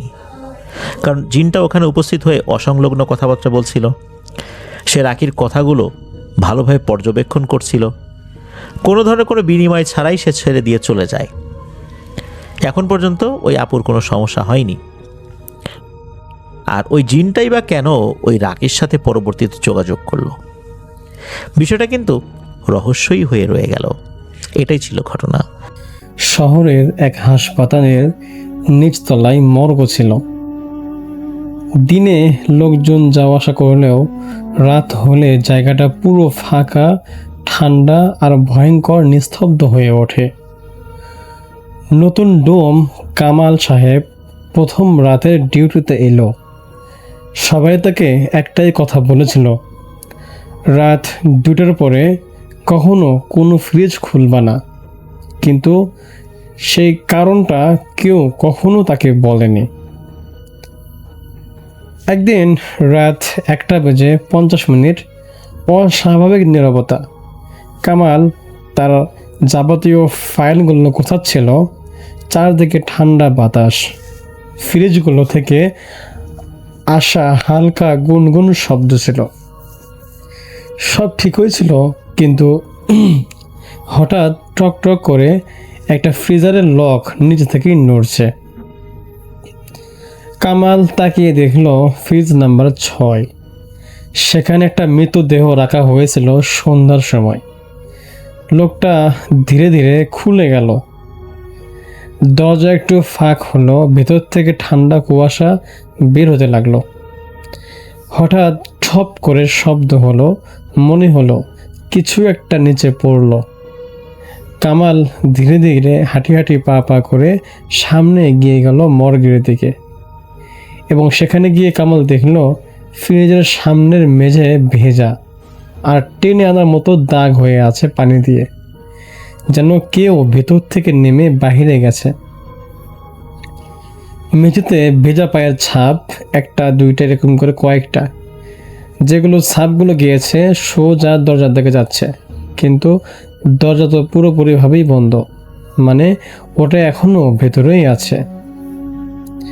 কামাল হঠাৎ অনুভব করলো যে তার পিছনে কেউ একজন দাঁড়িয়ে আছে। ঠান্ডা নিঃশ্বাস, সে ধীরে ধীরে পিছনে ফিরল। ফ্রিজ নাম্বার 6 মৃতদেহটা তার ঠিক পিছনে দাঁড়িয়ে আছে, চোখ খোলা, মুখ কাঁপছে। দেহটা খুব আস্তে করে বলল, আমার জায়গায় খুব ঠান্ডা, আমার ঠান্ডায় খুব কষ্ট হচ্ছে, তাই আমি ঠিক করেছি আমি এখন থেকে বাইরেই থাকব। এমন কথা বা এমন দৃশ্য দেখার পরে কামালের বুক পুরোপুরিভাবে জমে গেল। সে দৌড়তে চাইল, কিন্তু তার পা একদমই নড়ছে না। হঠাৎ টিকটিক করে আরেকটার পর একটার সবগুলো ফ্রিজারের দরজা লকগুলো খুলে গেল। সমস্ত ফ্রিজ একদম আনলক হয়ে গেল এবং সব দরজা ধীরে ধীরে খুলছে, এবং ভেতর থেকে কুয়াশা, মানে ফ্রিজের ভেতরে যে কুয়াশা জমা হয় ঠান্ডা বাতাসের মতো, সেগুলো সব বের হচ্ছে। একটা একটা করে মৃতদেহ সবগুলো উঠে বসছে। সবাই একসাথে মাথা ঘুরিয়ে তাকালো কামালের দিকে। তাদের চোখে নেই কোনো জীবন, তবুও তারা তাকিয়ে আছে কামালের দিকে এবং একসাথে বলল, নতুন একজন। ফ্রিজ নাম্বার 6 দেহটা কামালের কাছে এসে দাঁড়ালো, তার কানে কানে বলল, তুই আমার জায়গা নিবি? হঠাৎ কামাল অনুভব করলো তার শরীরে ঠান্ডা হয়ে যাচ্ছে, শ্বাস বন্ধ হয়ে আসছে, তার চোখ ঝাপসা হয়ে গেল। পরদিন সকালে হাসপাতালের লোকজন এসে দেখে মর্গের সব কিছু ঠিকঠাকই আছে বটে, সব ফ্রিজও বন্ধ, তবে সব দেহের ভেতর কিন্তু ফ্রিজ নাম্বার 6 একটা নতুন দেহ, যা ছিল কামালের, এবং চোখগুলো ছিল খোলা, যেমন মুখে খুব একটা ভয় জমে আছে। আজও রাত 2টার পর ফ্রিজ নাম্বার 6 কখনো কখনো নিচ থেকেই খুলে যায়। ভেতর থেকে কণ্ঠ আসে, ঠান্ডা লাগছে, আমাকে বের করো। তো এই ঘটনার ঠিক কয়েকদিন পরে, মানে কামালের মৃত্যুর পর হাসপাতাল কয়েকদিনের জন্য মর্গ বন্ধ করে দেওয়া হয়। সবাই মনে করেছিল এটা একটা স্বাভাবিক ঘটনা, কিন্তু সত্য ঘটনা তখনও শুরু হয়নি। নতুন ডম। কিছুদিন পরে নতুন একজনকে ডোমে নিয়ে আসা হলো, তার নাম ছিল হাসান। পুরনো স্টাফরা তাকে শুধু একটা কথা বলল, ফ্রিজ নাম্বার 6 কাছে কখনো যাইস না। কিন্তু কেন যাবে না সে কারণটা খোলাখুলি কেউ বলল না। অদ্ভুত, হিসাব মিলছে না। প্রথম রাতেই হাসান একটা অদ্ভুত জিনিস লক্ষ্য করলো। রেজিস্টারে লেখা 5টা মৃতদেহ, কিন্তু ফ্রিজে আছে 6টা, একটা অতিরিক্ত। সে ভাবলো হয়তো হিসাব গরমিল বা ভুল হয়েছে। কিন্তু যখন হাসান ফ্রিজ নাম্বার 6 খুললো, তার বুক ধক করে কেঁপে উঠল। দেখলো কামাল নেই, ভিতরে কামালের দেহটাই নেই, খালি, কিন্তু ভেতরের দেয়ালে নখ দিয়ে আঁচো কাটা দাগ, আমি বাঁচতে চাই, আমি বাঁচতে চাই। হাসান ভয় পেয়ে কন্ট্রোল রুমে গিয়ে নিজে নিজে ফুটেজ চেক করলো। রাত তখন 2টা বাজে, সব ফ্রিজ বন্ধ। তো 2টা বেজে 7 মিনিটে 6 নম্বর ফ্রিজটা আপনা আপনি খুলে গেল। ধীরে ধীরে ভেতর থেকে কামাল উঠে বসে। তারপর সে নিজেই ফ্রিজ থেকে নেমে হাঁটতে শুরু করলো। কোথায় গেল? ক্যামেরা দেখা গেল কামাল দরজার সামনে এসে থামলো। তারপর ধীরে ধীরে মাথা ঘুরিয়ে ক্যামেরার দিকে তাকালো। চোখ পুরো সাদা। সে বলল, আরেকজন লাগবে। তারপর হঠাৎ ক্যামেরা ব্ল্যাক হয়ে গেল। সেই রাতেই হাসান মর্গে ফিরে এলো, দেখলো সব ফ্রিজ আবারও বন্ধ হয়ে আছে, কিন্তু ভিতর থেকে শব্দ যেন ঠক ঠক, যেন সবগুলো ফ্রিজ একসাথেই নড়ছে। হঠাৎ সবগুলো ফ্রিজ একসাথে খুলে গেল, কুয়াশার মতো ধোঁয়া বের হলো, একটা একটা করে মৃতদেহ সব উঠে দাঁড়ালো। সবাই ধীরে ধীরে হাসানের দিকে এগিয়ে আসছে। সবশেষে ফ্রিজ নাম্বার 6 থেকে বের হলো কামাল, কিন্তু সে আর আগের মতো না। তার মুখ বিকৃত, চোখ ফাঁকা, এবং সে ধীরে ধীরে বলল, আমি বাইরে থাকতে পারি না, আমার জায়গা কেউ নিতে হবে। হাসান দৌড়াতে গেল, কিন্তু দরজা বন্ধ। পিছন থেকে ঠান্ডা হাত তার গলায় এসে বাঁধল এবং কামাল ফিসফিস করে বলল, এবার তুই। পরদিন সকালবেলা লোকজন এসে দেখে সব কিছু স্বাভাবিক, সবগুলো ফ্রিজ বন্ধ, রেজিস্টারে লেখা 6টা মৃতদেহ। ফ্রিজ নাম্বার 6 খুলে দেখা গেল ভেতরে হাসান, চোখ খোলা, যেন মুখে আতঙ্ক জমে আছে। আজকের মতো এতটুকুই ছিল। যারা অনেক ধৈর্য নিয়ে এতটুকু পর্যন্ত গল্পটা শুনেছেন, আপনারা অবশ্যই আপনাদের মূল্যবান মতামত কমেন্টে জানিয়ে দেবেন, এবং অবশ্যই আপনারা লাইক, কমেন্ট, সাবস্ক্রাইব সব কিছু করবেন। আপনাদের লাইক, কমেন্ট, সাবস্ক্রাইব এগুলো দেখলে আমাদেরকে হাজারবার গল্প বলার অনুপ্রেরণা যোগায়। আমি চাই আপনারা অবশ্যই এই ভিডিওর কমেন্টে আপনাদের মূল্যবান মন্তব্য জানিয়ে দেবেন। ধন্যবাদ সবাইকে, ধন্যবাদ অডিয়েন্সদেরকে। দেখা হচ্ছে আগামী কোনো একটা এপিসোডে। ততক্ষণ পর্যন্ত সবাই ভালো থাকবেন, সুখে থাকবেন ইনশাল্লাহ। আসসালামু আলাইকুম রহমতুল্লাহ। আজকের এপিসোডে এখন যে ঘটনাগুলো আমি শেয়ার করব, এগুলো আমার শেষ ঘটনা আজকের এপিসোডের জন্য। ঘটনাগুলো বলতে আসলে আমি আজকে 3টা ছোট ঘটনা আপনাদের মাঝে ভাগে ভাগে শেয়ার করব। অনেকে ছোট ঘটনা পাঠাচ্ছেন এবং রিকোয়েস্ট করছেন তাদের ঘটনাগুলো শেয়ার করার জন্য, তাই আজকে আমি উদ্যোগ নিলাম। তো প্রথমে যার ঘটনা শেয়ার করব তিনি হচ্ছে রাজু ভাই। তিনি সৌদি আরব থেকে ওনার একটা বাস্তব ঘটনা পাঠিয়েছেন। কয়েকদিন আগে ওনার সাথে ঘটনাটা ঘটে। তো আমি ঘটনায় চলে যাচ্ছি। তো রাজু ভাই বেশ কয়েক বছর আগে সৌদি আরব যান। তো তিনি যেই জায়গাটায় কাজ করেন সেটা একটা খেজুর বাগান ছিল। 30 বিঘা জমির উপর সেই খেজুর বাগান। সেখানে ওরা নাকি 6-7 জন কাজ করতো, এবং রাজু ভাই সহ 2 জন বাঙালি ছিল। তো ওনাদের কাজ ছিল যে ডিউটি ওয়াইজ ওনারা কাজ করতো, যে সারা খেজুর বাগানে ওনারা পানি দিত, এবং কেউ কেউ আছে যারা খেজুর সংগ্রহ করতো, এবং ঠিক সেই বাগানটার শেষ প্রান্তে একটা ছোট খামারের মতো ছিল। সেখানে দুম্বা এবং ছাগল পালা হতো, এবং সেখানেও নাকি ওদেরকে রাতে খাবার দেওয়া হতো এবং পানি দেওয়ার ব্যবস্থা করা হতো। তো রাজু ভাই দেখতেছে যে যখন থেকে তিনি থাকা এখানে শুরু করেন, তখন উনি দেখতেছে যে সেই দুম্বার যে খামারটা সচরাচর সন্ধ্যার আগে দিয়ে সবাই গিয়ে ফেরত আসে। মানে সন্ধ্যার পর এখানে কেউ পানি দিতে বা খাওয়া দিতে চায় না, মানে একটা টাইমেই দেয়। তো উনি বলতেছে, ভাই আমি তো গ্রামে এরকম গবাদি পশু পালছি, তো আমি যেটা জানি যে 2 বেলা ওদের খাওয়া দিতে হয়, বা ওদের খাওয়ার একটা নির্দিষ্ট সময় থাকে। কিন্তু ওরা যে টাইমটা যায়, মানে আমার সাথে যারা কলিগ যারা আছে ওরা যে টাইমটা যায়, ওই টাইমটা আমার খুব ভালো লাগে না। আসলে এই টাইমটা খাওয়ার জন্য উপযুক্ত সময় না, কিন্তু তবুও তোরা যায়। তো রাজু ভাই নাকি কোনো একটা দিন সেই ওদেরকে উদ্দেশ্য করে বলতেছে যে তোমরা এই টাইমে খাওয়া দিতে যাও কেন, এটা তো আরও আগে বা আরও পরে এরকম খাওয়া দিতে হয়। তো তারা বলতেছে যে ওই সাইডে তোমার না যায় ভালো, তোমার কাজ হচ্ছে তুমি খেজুর সংগ্রহ করবা বা বাগানে পানি দিবা, তুমি এই কাজই করো। তো রাজু ভাই নাকি উনি ওনার মতো কাজ করে যাচ্ছিল, তো ওনার এতটা উনি আগ্রহ দেখায় না। তো কয়েকদিন পর উনি একটা জিনিস মানে খেয়াল করে, মানে উনি কোনো একটা কাজে ওরকম সেই ওইখানে খামারের দিকে গিয়েছিল। তো উনি দেখতেছে, মানে টানা কয়েকদিন গেছে, তো উনি দেখতেছে যে প্রায় সময় নাকি দুম্বা 1-2টা করে কমে যায়, বা ছাগল 1-2টা করে কমে যায়। দেখা যাচ্ছে যদি 8টা-10টা থাকে, দেখা যায় এখানে হয়ে গেছে 5-6টা। তো উনি ভাবে যে হয়তো বা এগুলা বাইরে মালিক নিছে, যিনি মালিক আছে সে তো বাইরে নিয়ে গেছে, বা মানে কোথাও আছে, অন্য কোনো কোথাও আছে।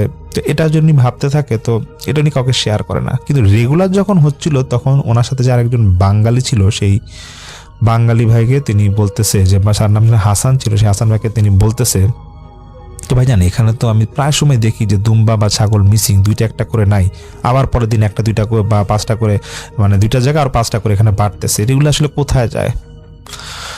তখন সেই হাসান সে বলতেছে যে রাজু তোমার ওইখানে যাওয়া লাগবে না, তোমার যেদিন ডিউটি আসবে সেদিন বইলো, তখন তোমাকে আমি বুঝাই দিব তখন কাজ, তখন তুমি এখান সম্পর্কে বিস্তারিত জানতে পারবা। তো মাস ঘুরে এরকম ঠিক একটা সময় 3 মাস পর গিয়ে রাজু ভাইয়ের ডিউটিটা আসে রাত্রেবেলা বলতে যে এরকম ছিল হয়তো বা যে রাত 8টা থেকে ভোর 6টা পর্যন্ত রাজু ভাইয়ের ডিউটি থাকবে, এবং ওনার ডিউটি হচ্ছে ওই যে আবার সেরকম পুরা বাগানে পানি দেওয়া এবং সেই গবাদি পশুর এখানে খাওয়া দেওয়া বা পানি দেওয়া। প্রথম দিন যেদিন উনি ডিউটি করতে যাবে তো উনি দেখতেছে যে ওনার সাথে সবসময় একটা টর্চের মতো থাকতো, আর ওইখানে যথেষ্ট আলোর ব্যবস্থা ছিল, কিন্তু খামার ওই সেটাতে খুব একটা আলো ছিল না। তুমি যখন পুরাটা খামারে মানে পুরাটা বাগানে যখন পানি বা খেজুর তোলা বা যাবতীয় কাজ শেষ করার পর যখন খামারে যাবে সেই গবাদি পশুগুলোকে খাওয়া দেওয়ার জন্য, উনি দেখতেছে যে কিছু একটা মানে ভিতরে খুব লাফালাফি করতেছে। উনি সঙ্গে সঙ্গে একটু ভিতর দিকে টর্চ মারে, উনি দেখতেছে যে একটা দুম্বা মানে তাকে জবাই করার সময় যেরকম ছটফট করে সেরকম ছটফট করতেছে। উনি যখন আবার টর্চ মেরে ভিতরের দিকে স্পষ্টভাবে দেখতে যাবে যে আসলে কি হয়েছে, তখন উনি দেখতেছে কিছু একটা মানে কোন মানুষ আকৃতি কোন একটা প্রাণী এটা টান দিতে যাবে, এবং যখন রাজু ভাইয়ের দিকে তাকায় সেটাকে এটা মানে ভিতর দিয়ে দৌড় দিয়ে চলে যায়, মানে ভিতর দিয়েই সে চলে যায় আর নাই, মানে ওয়ালের সাথে মানে মিশে গেলে এরকম মনে হচ্ছিল রাজু ভাইয়ের। তো রাজু ভাই সঙ্গে সঙ্গে চিৎকার দেয়, এবং তিনি তার যে সহকর্মী ছিল হাসান ভাই তাকে বলতেছে যে ভিতরে কিছু একটা দেখলাম, তাড়াতাড়ি আপনারা আসেন সবাই মিলে আসেন। তখন হাসান ভাই বলতেছে ওটা বাদ দাও রাজু, এটা নিয়ে কথা না বলি, তুমি তোমার মতো কাজ করে শেষ করে এসে পড়ো। তখন হাসান ভাইকে রাজু ভাই বলছে যে না আপনি বলছেন আমাকে বিস্তারিত বলবেন, আসলে কি আছে এখানে আমাকে বলেন তো। তখন সেই হাসান ভাই বলতেছে দেখো আমি তো এখানে 20 বছর ধরে কাজ করি, সমস্যাটাই খামার নিয়ে, এখানে এই জায়গাটার পিছনে যে জায়গাটা আছে মরুভূমিটা খুব একটা ভালো জায়গা না, তো এখানে কিছু জিনের বসবাস আছে, তারা এখান থেকে সবসময় তাদের ভোগের জন্য সবসময় বলতে মানে কি দেখা যায় যে 5-6 দিন পর এরকম এখান থেকে ওদের দুম্বা বা ছাগল যেটা একটা করে নিয়ে যায়, এবং একটা করে যখন নিয়ে যায় তখন মালিক এসে এটা আবার মানে ভরার মানে মালিক এটা কখনো খালি রাখতে দেয় না, এটা আবার বাইরে থেকে আবার অন্য জায়গায় দুম্বা বা ছাগল কিনে সেটা খামারটাকে ভরপুর করে রাখে। তো তখন রাজভাই বলতেছে যে এটা মালিক এখান থেকে সরে না কেন, তখন সেই ওই হাসান ভাই বলতেছে দেখো যেহেতু মালিকের জায়গাটা কেনা হয়ে গেছে, এত বড় জায়গা, উনি যেহেতু খেজুরের ব্যবসা আছে উনি এটা এর জন্য ছড়াইতে পারতেছেন না, আর এখানে যেই সমস্যাটা আছে যে তোমার খামারের যে সমস্যাটা আছে এটাও ওনার এটা খামারটা বন্ধ করে দেওয়া ওনার যাবে না, কারণ ওনাকে উনি কয়েকটা হুজুর দেখাইছিল, তো হুজুরটা বলছে যে এই খামারটা সরাই ফেললে আপনার এই বাগানেরও ক্ষতি হইতে পারে। তো এই জন্য মালিক বলতেছে যে ওর তো মালিকের তো কোনো সমস্যা হয় না, হয়তো বা ওনার মাঝে মাঝে একটা দুম্বা একটা ছাগল মিসিং যায়, এটা ওনার জন্য তেমন কিছুই না, তেমন কোনো খরচই না। যাক রাজু ভাই শুনে একটু অবাক লাগে, উনি তো ওনার মতো কাজ করে, কিন্তু ওনাকে আবার বলে দেওয়া হয়েছে যে তুমি দিনের বা তুমি যখন আমার যেই কাজ তুমি তখনই শেষ করো, এর বাইরে তুমি কিছু করতে যাও না। তো রাজু ভাই বলতেছে সে হাসান ভাইকে যে ভাই আগে তো একটু দিনে দিনে খাওয়া দিতেন, এখন যে রাত্রেবেলা আমি দেই আবার সমস্যা হবে না তো, না আমার কোনো সমস্যা হবে না তো। তখন হাসান ভাই বলতেছে যে না তোমার কোনো সমস্যা হবে না, যেহেতু খাওয়ার টাইম চেঞ্জ হয়েছে তুমি খামারে জাস্ট খাওয়া দিয়ে এসে বলবো, আর কিছু তোমার করা লাগবে না। তখন ঠিক তার 3 দিন পরে রাজু ভাই আবার দেখতেছে যে সেখানে এরকম আজকে মনে আবারও সেই দুম্বা এরকম একটা ছটফট করতেছে, এবং জবাই করার আগে যেরকম চিৎকার দিয়ে উঠে সেরকম চিৎকার দিচ্ছিল। আজকে রাজু ভাই একটু মানে কেমন জানি লাগতেছিল, ভাবতেছে যে আজকে আমি দেখবো আসলে কি জিন নাকি, মানে অনেক খুব সাহস ছিল। এবং উনি যখন দেখতে যাবে এবার টর্চ নিয়ে নাকি উনি যখন দেখতে যাবে খুব কাছাকাছি নাকি উনি চলে গেছিলেন, উনি বলতেছে আমাকে যে ভাইয়া বিশ্বাস করেন যে আমি জীবনে কখনো খারাপ কিছু দেখি নাই, আমি এটা দেখলাম যে মানে গরিলা যেরকম থাকে না এরকম ওই ফেসের কিছু আকৃতির কিছু একটা হবে, সে মানে চাপ দিয়ে ধরে রাখছে সেই দুম্বাটাকে, এবং দুম্বাটা আমরা জান চলে যাবে এবং পিছন দিয়ে একটা খালি জায়গা আছে সেটা টান দিয়ে নিয়ে যাবে, এবং ওগুলার চোখগুলা ছিল খুব বাজে আকৃতির, চোখ জল জল করতেছিল। এবং রাজু ভাই বলে যে ভাই আমি তো জানি যে আসলে জিন জাতি খালি চোখে বা আলোর মধ্যে বা কিছু একটা হোক যে কাছাকাছি সামনাসামনি ফেস টু ফেস হয় না, আমি মানে রাজু ভাই বলে যে ভাই আমি নিশ্চিত যে সেটা একটা কোনো আকৃতিতে রূপ নিয়ে সেখানে আসছিল। এবং রাজু ভাই যখন ইচ্ছা করে সেই জিনিসটা চোখে আলো মারবে তখন নাকি রাজু ভাইকে নাকি তাড়া করে আসছিল ধরার জন্য। রাজু ভাই দৌড় দিয়ে আসে এবং উনি বলে যে ভাই আমি দৌড় দিয়ে যখন চিৎকার করে আসতেছিলাম আমার সাথে অন্যান্য যে আরবিয়ান যে কলিগুলো ছিল এসে আমাকে ধস্তাধস্তি করে নিয়ে যায়, এবং হাসান ভাই সেদিন আমাকে খুব বকাবকি করে, বলতেছে তোমাকে বলা হয়েছে যে তুমি এখানে মানে বেশি মানে ওটা নিয়ে মানে ঘাটাঘাটি করতে যাও না, তোমার খাওয়া দাওয়া তুমি খাওয়া দিয়ে এসে পড়বা। রাজু ভাই বলে যে ভাই আমি সেখানে তারপর ওই রাতের নাইট ডিউটিটা আমি পরে বন্ধ করে দিয়ে আমি দিনের বেলা ডিউটি করতাম। তো আমি যতটুকু জানি সেইখানে খামারটায় সমস্যা আছে, যেটা ছোট ঘটনা আপনার কাছে শেয়ার করার রাজু ভাই বলেছিল, এটা আপনাদের মাঝে আমি এখন শেয়ার করলাম। তো দ্বিতীয় যে ঘটনাটা আমি এখন শেয়ার করতে যাচ্ছি সেটা আমাকে পাঠিয়েছেন ঋতুপর্ণা আপু। উনি কলকাতা থেকে আমাদেরকে ঘটনাটা মেইল করেছেন বেশ কয়েকদিন আগে। তো উনি যেটা বলে যে ওনার বাবার বাড়িতে মানে ওনার দাদু বাড়িতে একটা ঘটনা আছে যেটা 1970 সালের দিকে ঘটেছিল। এটা বাঁকুড়া জেলার কোনো একটা জায়গায় হবে কলকাতার। তো সেখানে ওনার বাবারা ছিল প্রায় 6-7 জন, ওনারা ভাই ছিল। তো ওনাদের যে বাসাটা ছিল মানে বাড়িটা ছিল যে গ্রামে, সেখানে এটা নাকি মাটির তৈরি, প্রায় দোতলা একটা বাসা ছিল, সম্পূর্ণ মাটির তৈরি। তো এটা নাকি অনেক পুরানো বাসা ছিল। তো কোনো একদিন সন্ধ্যায় ওনার দাদা দাদি এবং ওনার বাবা, তখন নাকি 8-10 বছর বয়স, ওনারা নাকি 6-7 ভাই মিলে একসাথে সন্ধ্যার পরে, আলো ছিল না তখন, তো ওনারা বসেছিল। হঠাৎ করে খুব ঢিলাঢিলি হচ্ছিল, মানে পাথর দিয়ে কেউ ঢিল মারতেছিল ওনাদের বাড়িতে উঠানের মধ্যে, যারা ওনারা যেখানে বসেছিল। কিন্তু আশ্চর্যের বিষয় হচ্ছে যে ঢিল যে মারতেছিল কারো গায়ে নাকি সে ঢিল লাগতেছিল না, সবগুলো নাকি ছড়াই ছিটে আশেপাশে পড়তেছে, কারো গায়ে লাগতেছে না। সবাই একটু ভয় পায় এবং আলোর ব্যবস্থা, মোমবাতি বা যেটা হোক আলোর ব্যবস্থা করে ওনারা দেখতেছে যে মানে পাথরগুলা সব এক সাইজের এবং এগুলাতে লাল সিঁদুর দেওয়া, এবং এগুলো নাকি ওনারা কয়েকটা নিয়ে ওনাদের ঘরে রেখে দেয়। ঠিক সেদিন থেকেই শুরু। তারপর থেকে নাকি প্রায় সময় ওনাদেরকে দেখা যায় দিনের বেলা যেটা হতো বেশিরভাগ, যে খড়কুটা খুব এলোমেলো অবস্থা ওনাদের উঠানে পড়ে আছে। আবার সন্ধ্যার পর দেখা যেত যে বাড়িতে বাইরে কেউ গেলেই মাটি ঢিল মারতেছে, মানে মাটি ঢিল মারতেছে, এবং দেখা যেত যে মাঝে মাঝে ওনাদের খড়ের মধ্যে আগুন ধরাই দিত কে জানে। এবং প্রায় সময় নাকি এটাও হতো যে ওনাদেরকে বাড়ি থেকে খুব বাজেভাবে ডাকাডাকি করতো, কিন্তু কে ডাকাডাকি করতো কেউ কিছু বুঝতো না। এরা যখন ঘটতেছিল ওনারা ভাবে যে হয়তো কোনো ওঝা বা কবিরাজ এনে দেখবে যে আসলে বাসায় কোনো সমস্যা আছে নাকি। তো এগুলো চিন্তা ভাবনা করতে করতে একদিন নাকি সেই ঋতুপর্ণা ওনার ওনার মানে বাবার বড় ভাই ওনাকে নাকি একদিন পাওয়া যাচ্ছিল না। তো ওনাকে নাকি এরকম বাড়ি থেকে একটু দূরে একটা গাছের মধ্যে উপরে অজ্ঞান অবস্থায় পাওয়া যায়, এবং ওনাকে অনেক কষ্ট নাকি সেই গাছ থেকে নামানো হয় এবং জিজ্ঞেস করা হয় যে তুমি কোথায় মানে এভাবে কি উপরে কি উঠলা। তখন সেই ঋতুপর্ণা পুরোনো জ্যাঠা নাকি বলতেছে যে না আমি বলতে পারবো না, আমাকে কি জানি নিয়ে গেছিল এখান থেকে, কিন্তু তার চেহারাটা খুব বাজে আকৃতির ছিল, এরপর কি হয়েছে আমি আর কিছু বলতে পারবো না।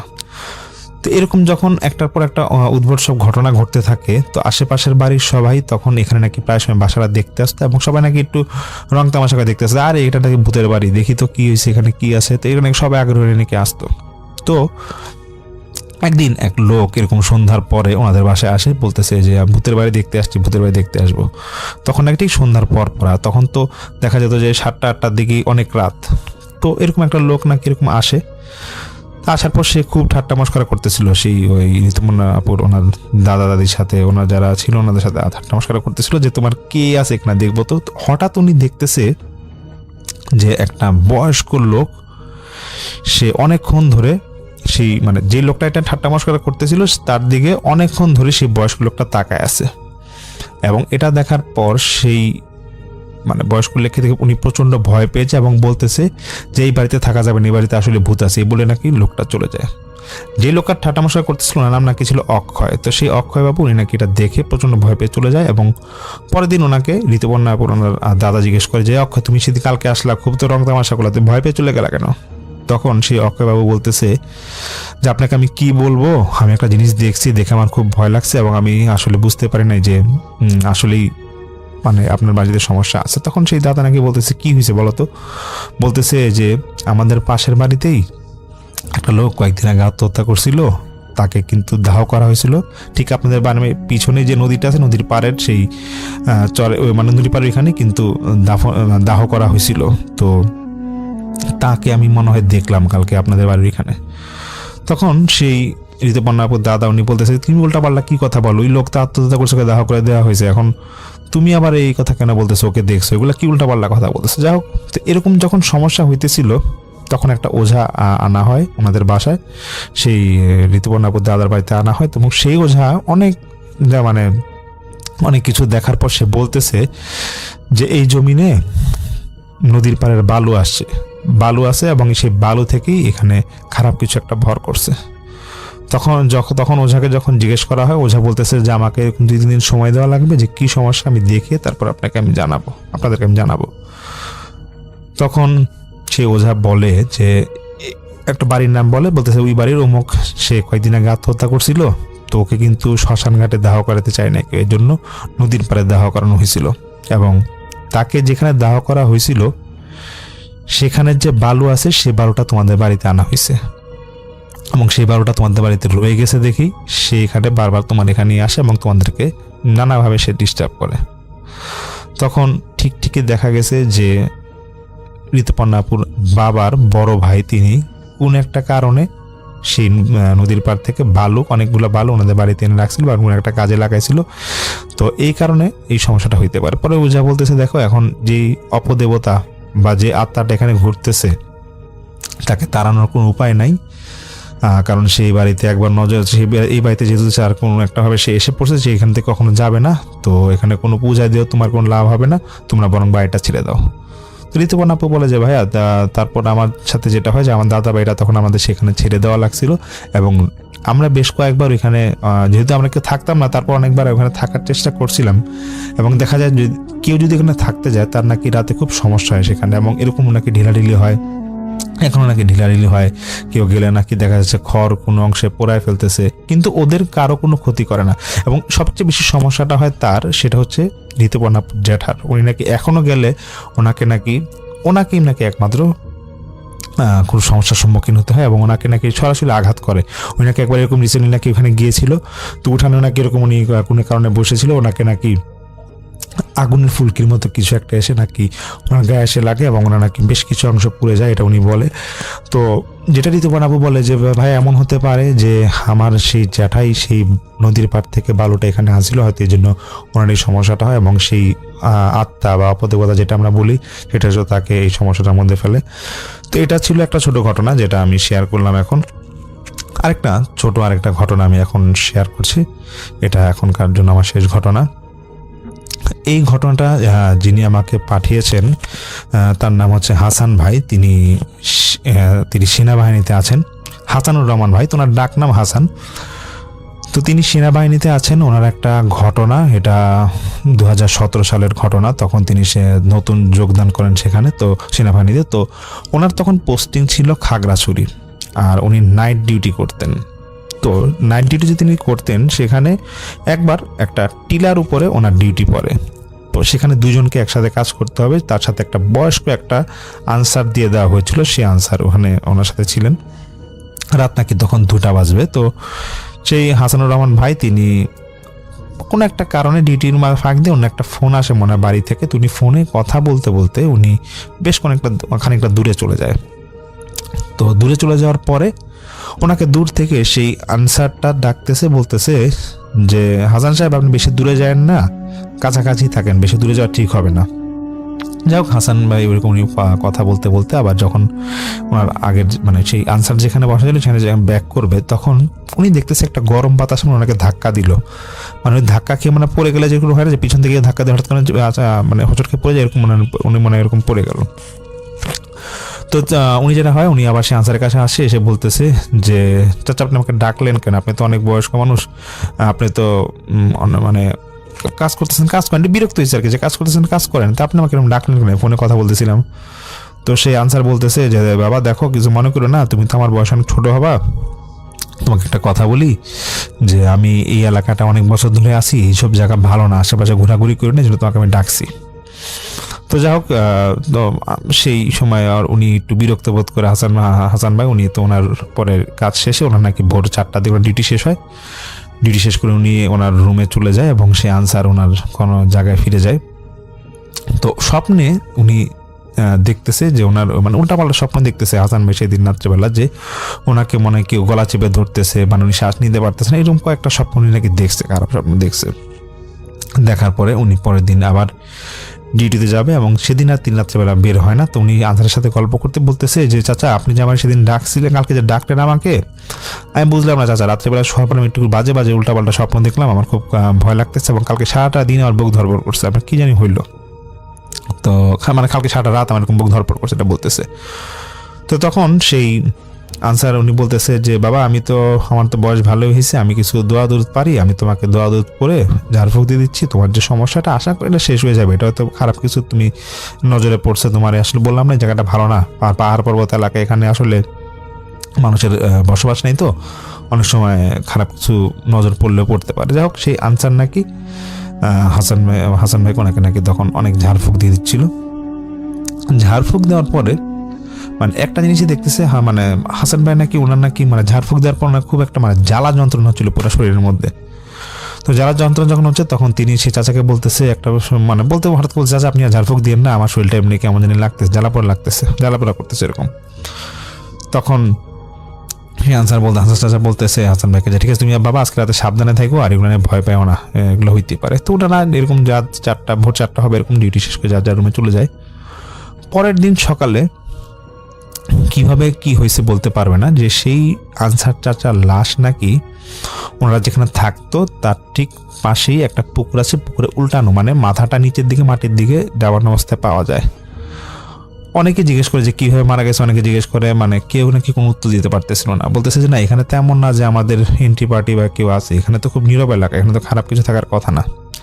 তো প্যারানর্মাল কিছু ঘটতে পারে সেই হাসান ভাই এটা উনি নিজেও ভাবে নাই। তো ওনারা ভাবে যে হয়তো মানে এমন হতে পারে যে হয়তো এমন ডাকাত বা কিছু পড়ছে, বা এই কারণে ওনার সাথে হয়তো কারো কোনো শত্রুতা ছিল, যেহেতু আগে থেকে আনসার যেখানে থাকতে হয়তো তারা কেউ এখানে ওনাকে মানে খুন করছে, ফালায় রাখছে। যাই হোক, সেভাবে তো কয়েকদিন কাটে, এটার কোনো সুরাহা হয় না।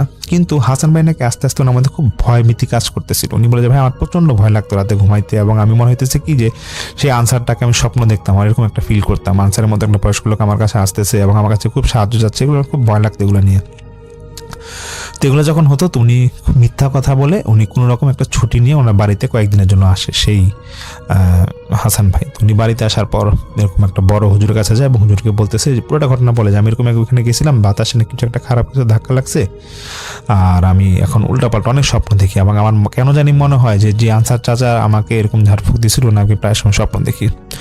তখন সেই হুজুর বলতেছে যে তোমাকে বাবা কয়েকদিন সময় দিতে হবে, আমি দেখি কি হয়, কারণ এটা তো আসলে সচরাচর হট করে বলা যাবে না, আমি দেখি আগে কি সমস্যা।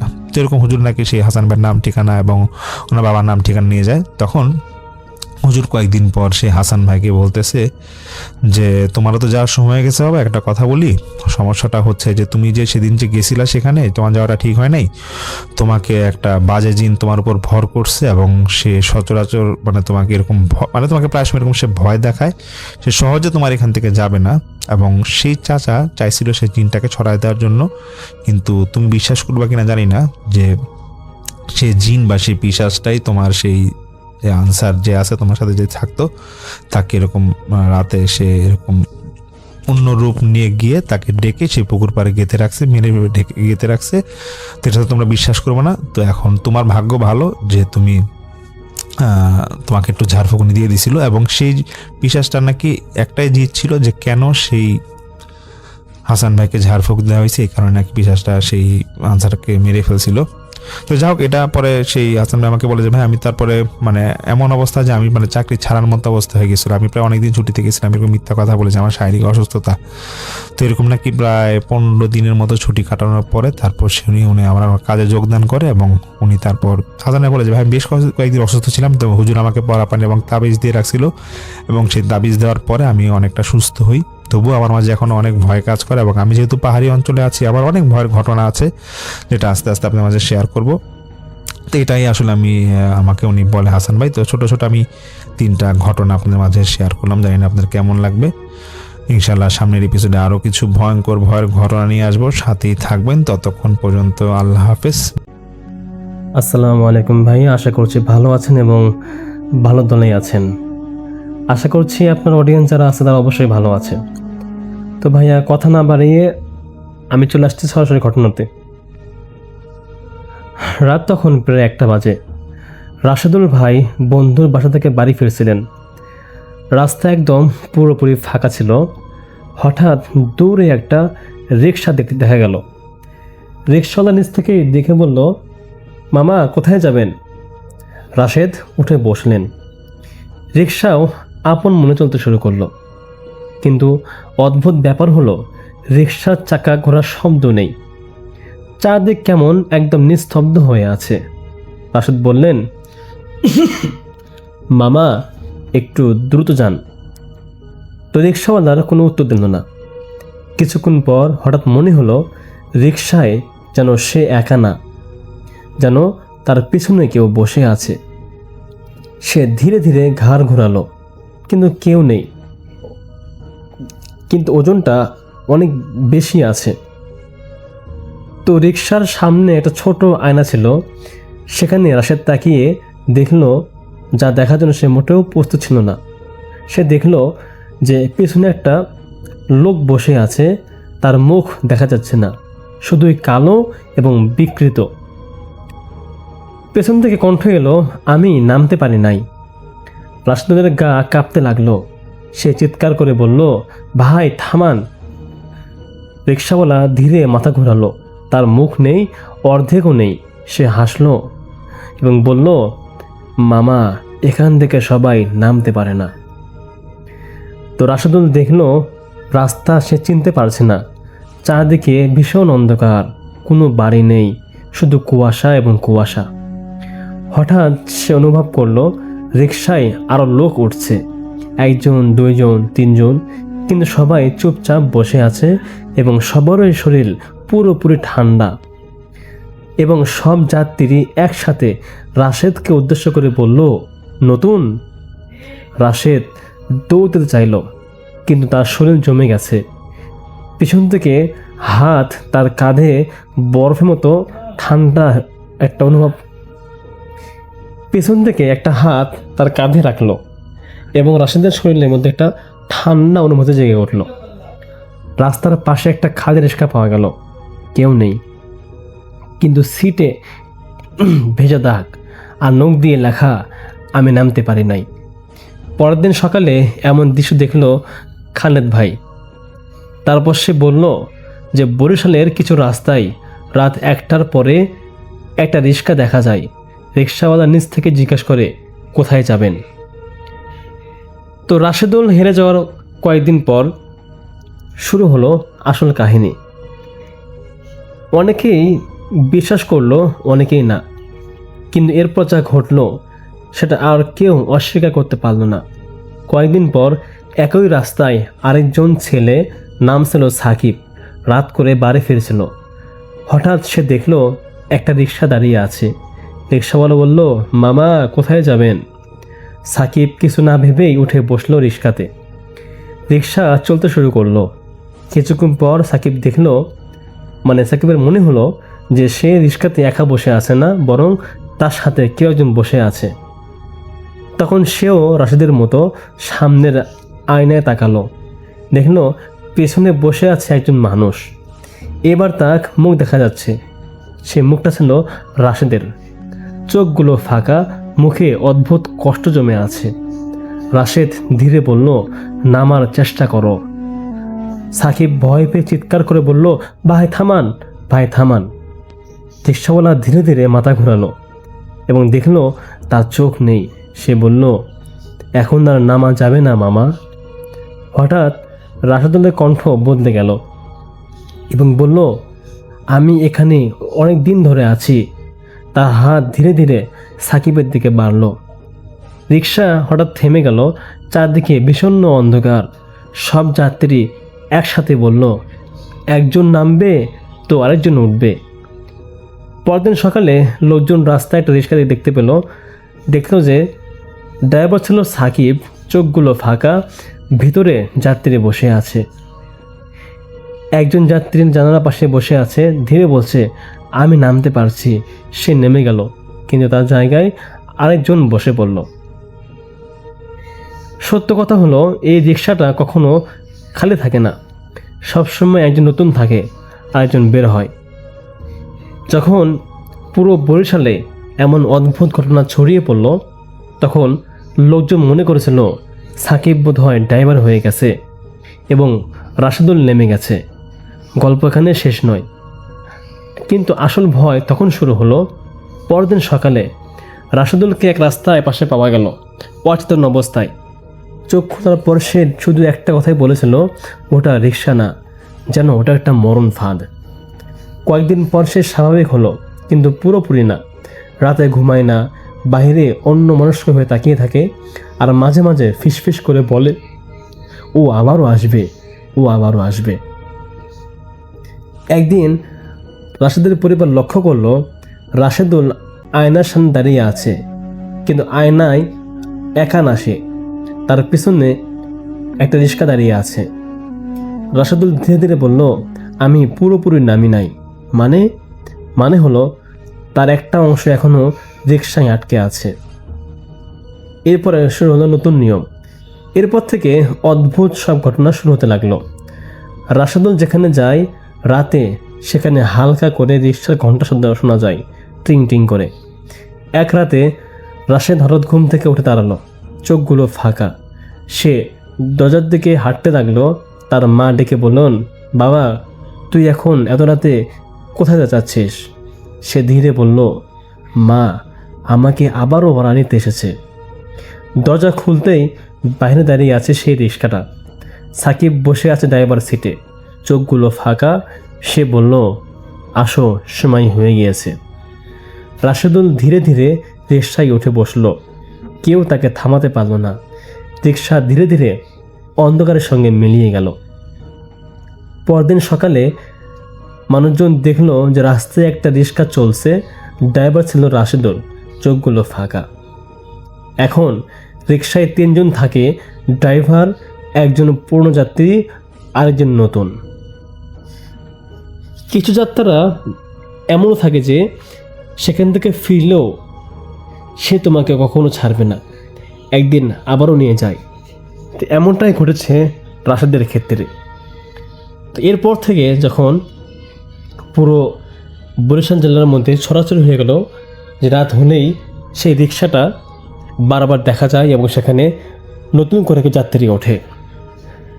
তো কেউ জানতো না যে আসলে এই রিক্সার শেষ গন্তব্য কোথায়। এক ঝড়ের রাত্রে রাস্তায় কেউ ছিল না। হঠাৎ কয়েকজন লোক দূর থেকে দেখলো একটা রিক্সা খুব ধীরে ধীরে এগিয়ে আসছে বৃষ্টির মধ্যে। কিন্তু অদ্ভুত ব্যাপার হলো, চাকার নিচ থেকে কোনো রকম পানি ছিটছে না। রিক্সাটা কাছে আসতেই তারা দেখলো ড্রাইভার রাশেদুল, চোখগুলো ছিল তার খুব ফাঁকা। পেছনে বসে আছে 2 জন, একজন সাকিব, আরেকজন ছিল অচেনা একটা লোক। রিক্সাটা হঠাৎ রাস্তার মাঝখান থেকে থেমে গেল। সবাই ভাবলো হয়তো নষ্ট হয়ে গিয়েছে। তারপর সব যাত্রী একসাথে মাথা তুলল। 3 জন বলল, শেষ জায়গায় এসে গেছে। চারপাশে রাস্তা ধীরে ধীরে অন্ধকার হয়ে গেল। বাড়ি, লাইট সব গায়েব, শুধুই কুয়াশা। মনে হচ্ছিল এই রিক্সাটা আর শহরে নেই। তারপর রিক্সাটা ধীরে ধীরে অন্ধকারে মিলিয়ে গেল। কিছু নেই, শুধু ফাঁকা রাস্তা। লোকজন এখনও বলে, কখনো কখনো ঝড়ের রাত্রে দূরে একটা রিক্সা দেখা যায়। যদি কেউ বেশি সময় নিয়ে তার দিকে তাকিয়ে থাকে, সে আর নড়তে পারে না। ওটা আর শুধু রিক্সা না, ওটা একটা পথ যেখানে একবার গেলে ফিরে আসার রাস্তা একেবারেই বন্ধ হয়ে যায়। তো আজকে শুরুতে যে ঘটনাটা আমি শেয়ার করতে যাচ্ছি, এটা আমাকে পাঠিয়েছেন জুনায়েদ ভাই। তো জুনায়েদ ভাই যেটা আমাকে বলে যে ছোটবেলা থেকেই ওনার সাথে 2টা ভালো জিন থাকতো এবং এটা সবসময় ওনার সাথেই থাকে। বিপদে আপদে এই জিনগুলো নাকি ওনাকে খুব সাহায্য করে এবং তিনি এই 2টা জিনকে মানুষ রূপে ইনি মাঝে মাঝে স্বপ্ন দেখেন। তো যাই হোক, ঘটনায় চলে যাই আমি। তো জুনায়েদ ভাই যেটা বলে যে এই যে কয়েক মাস আগে রোজার ঈদ হলো আমাদের, তো সেই রোজার ঈদের সময় কিন্তু বা আগে দিয়ে কিন্তু লকডাউন ছিল এবং তখন কিন্তু করোনার কারণে খুব কড়া করেছিল, মানুষ কিন্তু সচরাচর ঘর থেকে বের হতে পারতো না। তো ওনাদের বন্ধু যারা ছিল, 5-6 জন বন্ধু ছিল। তো এক বন্ধুর নাম ছিল আমিনুল। কথা প্রসঙ্গে সেই আমিনুল বলতেছে ঈদের ঠিক 1 দিন কি 2 দিন আগে যে দেখো, সরকার তো এখন হঠাৎ করে গাড়ি ঘোড়া ছাড়া শুরু করে দিচ্ছে, চলো আমরা একটা গাড়ি ভাড়া করে আমাদের দেশের বাড়ি যাই। আমিনুল ভাই দেশের বাড়ি যাওয়ার জন্য বলতেছে। দেশের বাড়িটা কোথায় সেটা আমি বলছি না। তো বলতেছে সে দেশের বাড়ি যাই, চলো, সেখানে একটা জমিদার বাড়ি আছে, ওখানে আমরা ঘুরবো, আর ওখানে অনেক ভয়ানক ঘটনা ঘটে। এটা সেই জুনায়েদ ভাইকে উদ্দেশ্য করে বলতেছিল। আর জুনায়েদ ভাইয়ের একটা অভ্যাস ছিল যে তিনি যদি কোথাও যেত, সেখানে যদি কোনো প্যারানরমাল যদি কোনো সমস্যা থাকতো, সেটা উনি স্বাভাবিকভাবে উনি টের পেয়ে যেত। এবং ওনাদের যে বন্ধু বান্ধবের যে সার্কেলটা আছে সেখান থেকেও দুইটা বন্ধু আছে, তাদের বাসায় যে একটু সমস্যা আছে সেটা জুনায়েদ ভাই একবার যাওয়ার পর বুঝে গিয়েছিল। মানে এই জিনিসগুলো নাকি জুনায়েদ ভাই খুব সহজে বুঝতে পারতো। যাই হোক, আমিনুল ভাই যেটা বলে যে ওনার দেশের বাড়িতে যাওয়ার প্রস্তাব দেয়, এইটা সেখানেই করতে বলে। তো সবাই যার যার ভাষায় রাজি করায় ফেলে এবং ওনারা 5 জন বন্ধু মিলে ঠিক করে যে সেই আমিনুল ভাই দেশের বাড়ি যাবে। তো দিনক্ষণ ঠিক করে ওনারা চলে যায় এখানে। ঈদের দিন সুন্দরভাবেই কাটায়। ঠিক একদিন পরে আমিনুল ভাই সেই জুনায়েদ ভাইকে উদ্দেশ্য করে বলতেছে যে জুনায়েদ, আসলে আমরা যে প্ল্যান করে আসছিলাম যে জমিদার বাড়ি ঘুরতে যাব, চল আমরা ঘুরে আসি। তো সবাই নাকি ফ্রেন্ড সার্কেল ওরা যায়, তো ভিতরে যায় না, বাইরে থেকেই দেখতেছে যে এটা নাকি খুব একটু হন্টেড টাইপের। বাইরে থেকেই বোঝা যাচ্ছিল সেটা অনেক পুরানো একটা বাড়ি। তো বাকি যে ফ্রেন্ডগুলো ছিল ওরা খুব ইগনোর করতেছিল, বলতেছিল আমিনুল ভাইকে যে আচ্ছা এটা বাদ দেই, জায়গায় ঘোরার কোনো কিছু নাই, আর এটা দেখারই বা কি হইলো, আমরা পুরোটা শহর আমরা ঘুরে দেখি। তো পুরোটা শহর ওনাদের ঘুরে দেখা হয়েছিল, কিন্তু জুনায়েদ ভাইয়ের কথা হচ্ছে যে না, যেহেতু এটা উদ্দেশ্য করে এখানে দেখতে আসছি, আমি এখানে সময় করে যাব। তো সেদিন তো আরও যাওয়া হয় না। পরের দিন সকালবেলা আমিনুল ভাই শুধুমাত্র জুনায়েদ ভাইকে নিয়ে সেখানে যায়। তো জুনায়েদ ভাই উনি একাই ভিতরে ঢুকেন, বা গেটটা অনেক পুরানো ছিল এবং ওখানে নাকি লোকজন ছিল না বললেই চলে। তো জুনায়েদ ভাই ভিতরে ঢুকেন, আমিনুল ভাই ছিল বাইরে। তো উনি ঢোকার পর দেখতেছে মানে শ্যাওলাযুক্ত একটা বাসা, এবং উনি একতলায় ঢোকার পর দেখতেছে যে ইটের স্তূপ পড়ে আছে, খুব ময়লা আবর্জনা। এবং ওনার ঢুকে কিন্তু খুব একটা সমস্যা হয় নাই। মানে উনি বলতেছিল যে ভাই আমি যখন ঢুকছি আমার কিন্তু সবসময় বুঝতে পারি যে কোনো খারাপ কিছু এখানে আছে নাকি, কিন্তু সেখানে ঢুকে সেদিন আমার কিছুই মনে হয় না, মনে হলো স্বাভাবিক একটা বাসা। এবং দোতলা একটা সিঁড়ি গেছে দেখতেছে, সেটাও সে বেশ পুরানো এবং এটা উঠা খুব কষ্টসাধ্য ব্যাপার ছিল তখন। তো জুনায়েদ ভাই যখন বুঝলো যে এটার মধ্যে কোনো সমস্যা নাই, তখন তিনি আবার ব্যাক করলেন। ব্যাক করে উনি আমিনুল ভাইকে বলতেছে যে আমিনুল, এখানে কোনো সমস্যাই নাই, আমি তো সবসময় গেলে বুঝি, তো চলো বাসায় চলে যাই। তো ওনারা বাসায় যায়। বাসায় গিয়ে ঠিক জুনায়েদ ভাই অন্যান্য বাকি ফ্রেন্ডগুলোকে এই কথাই বলতেছে।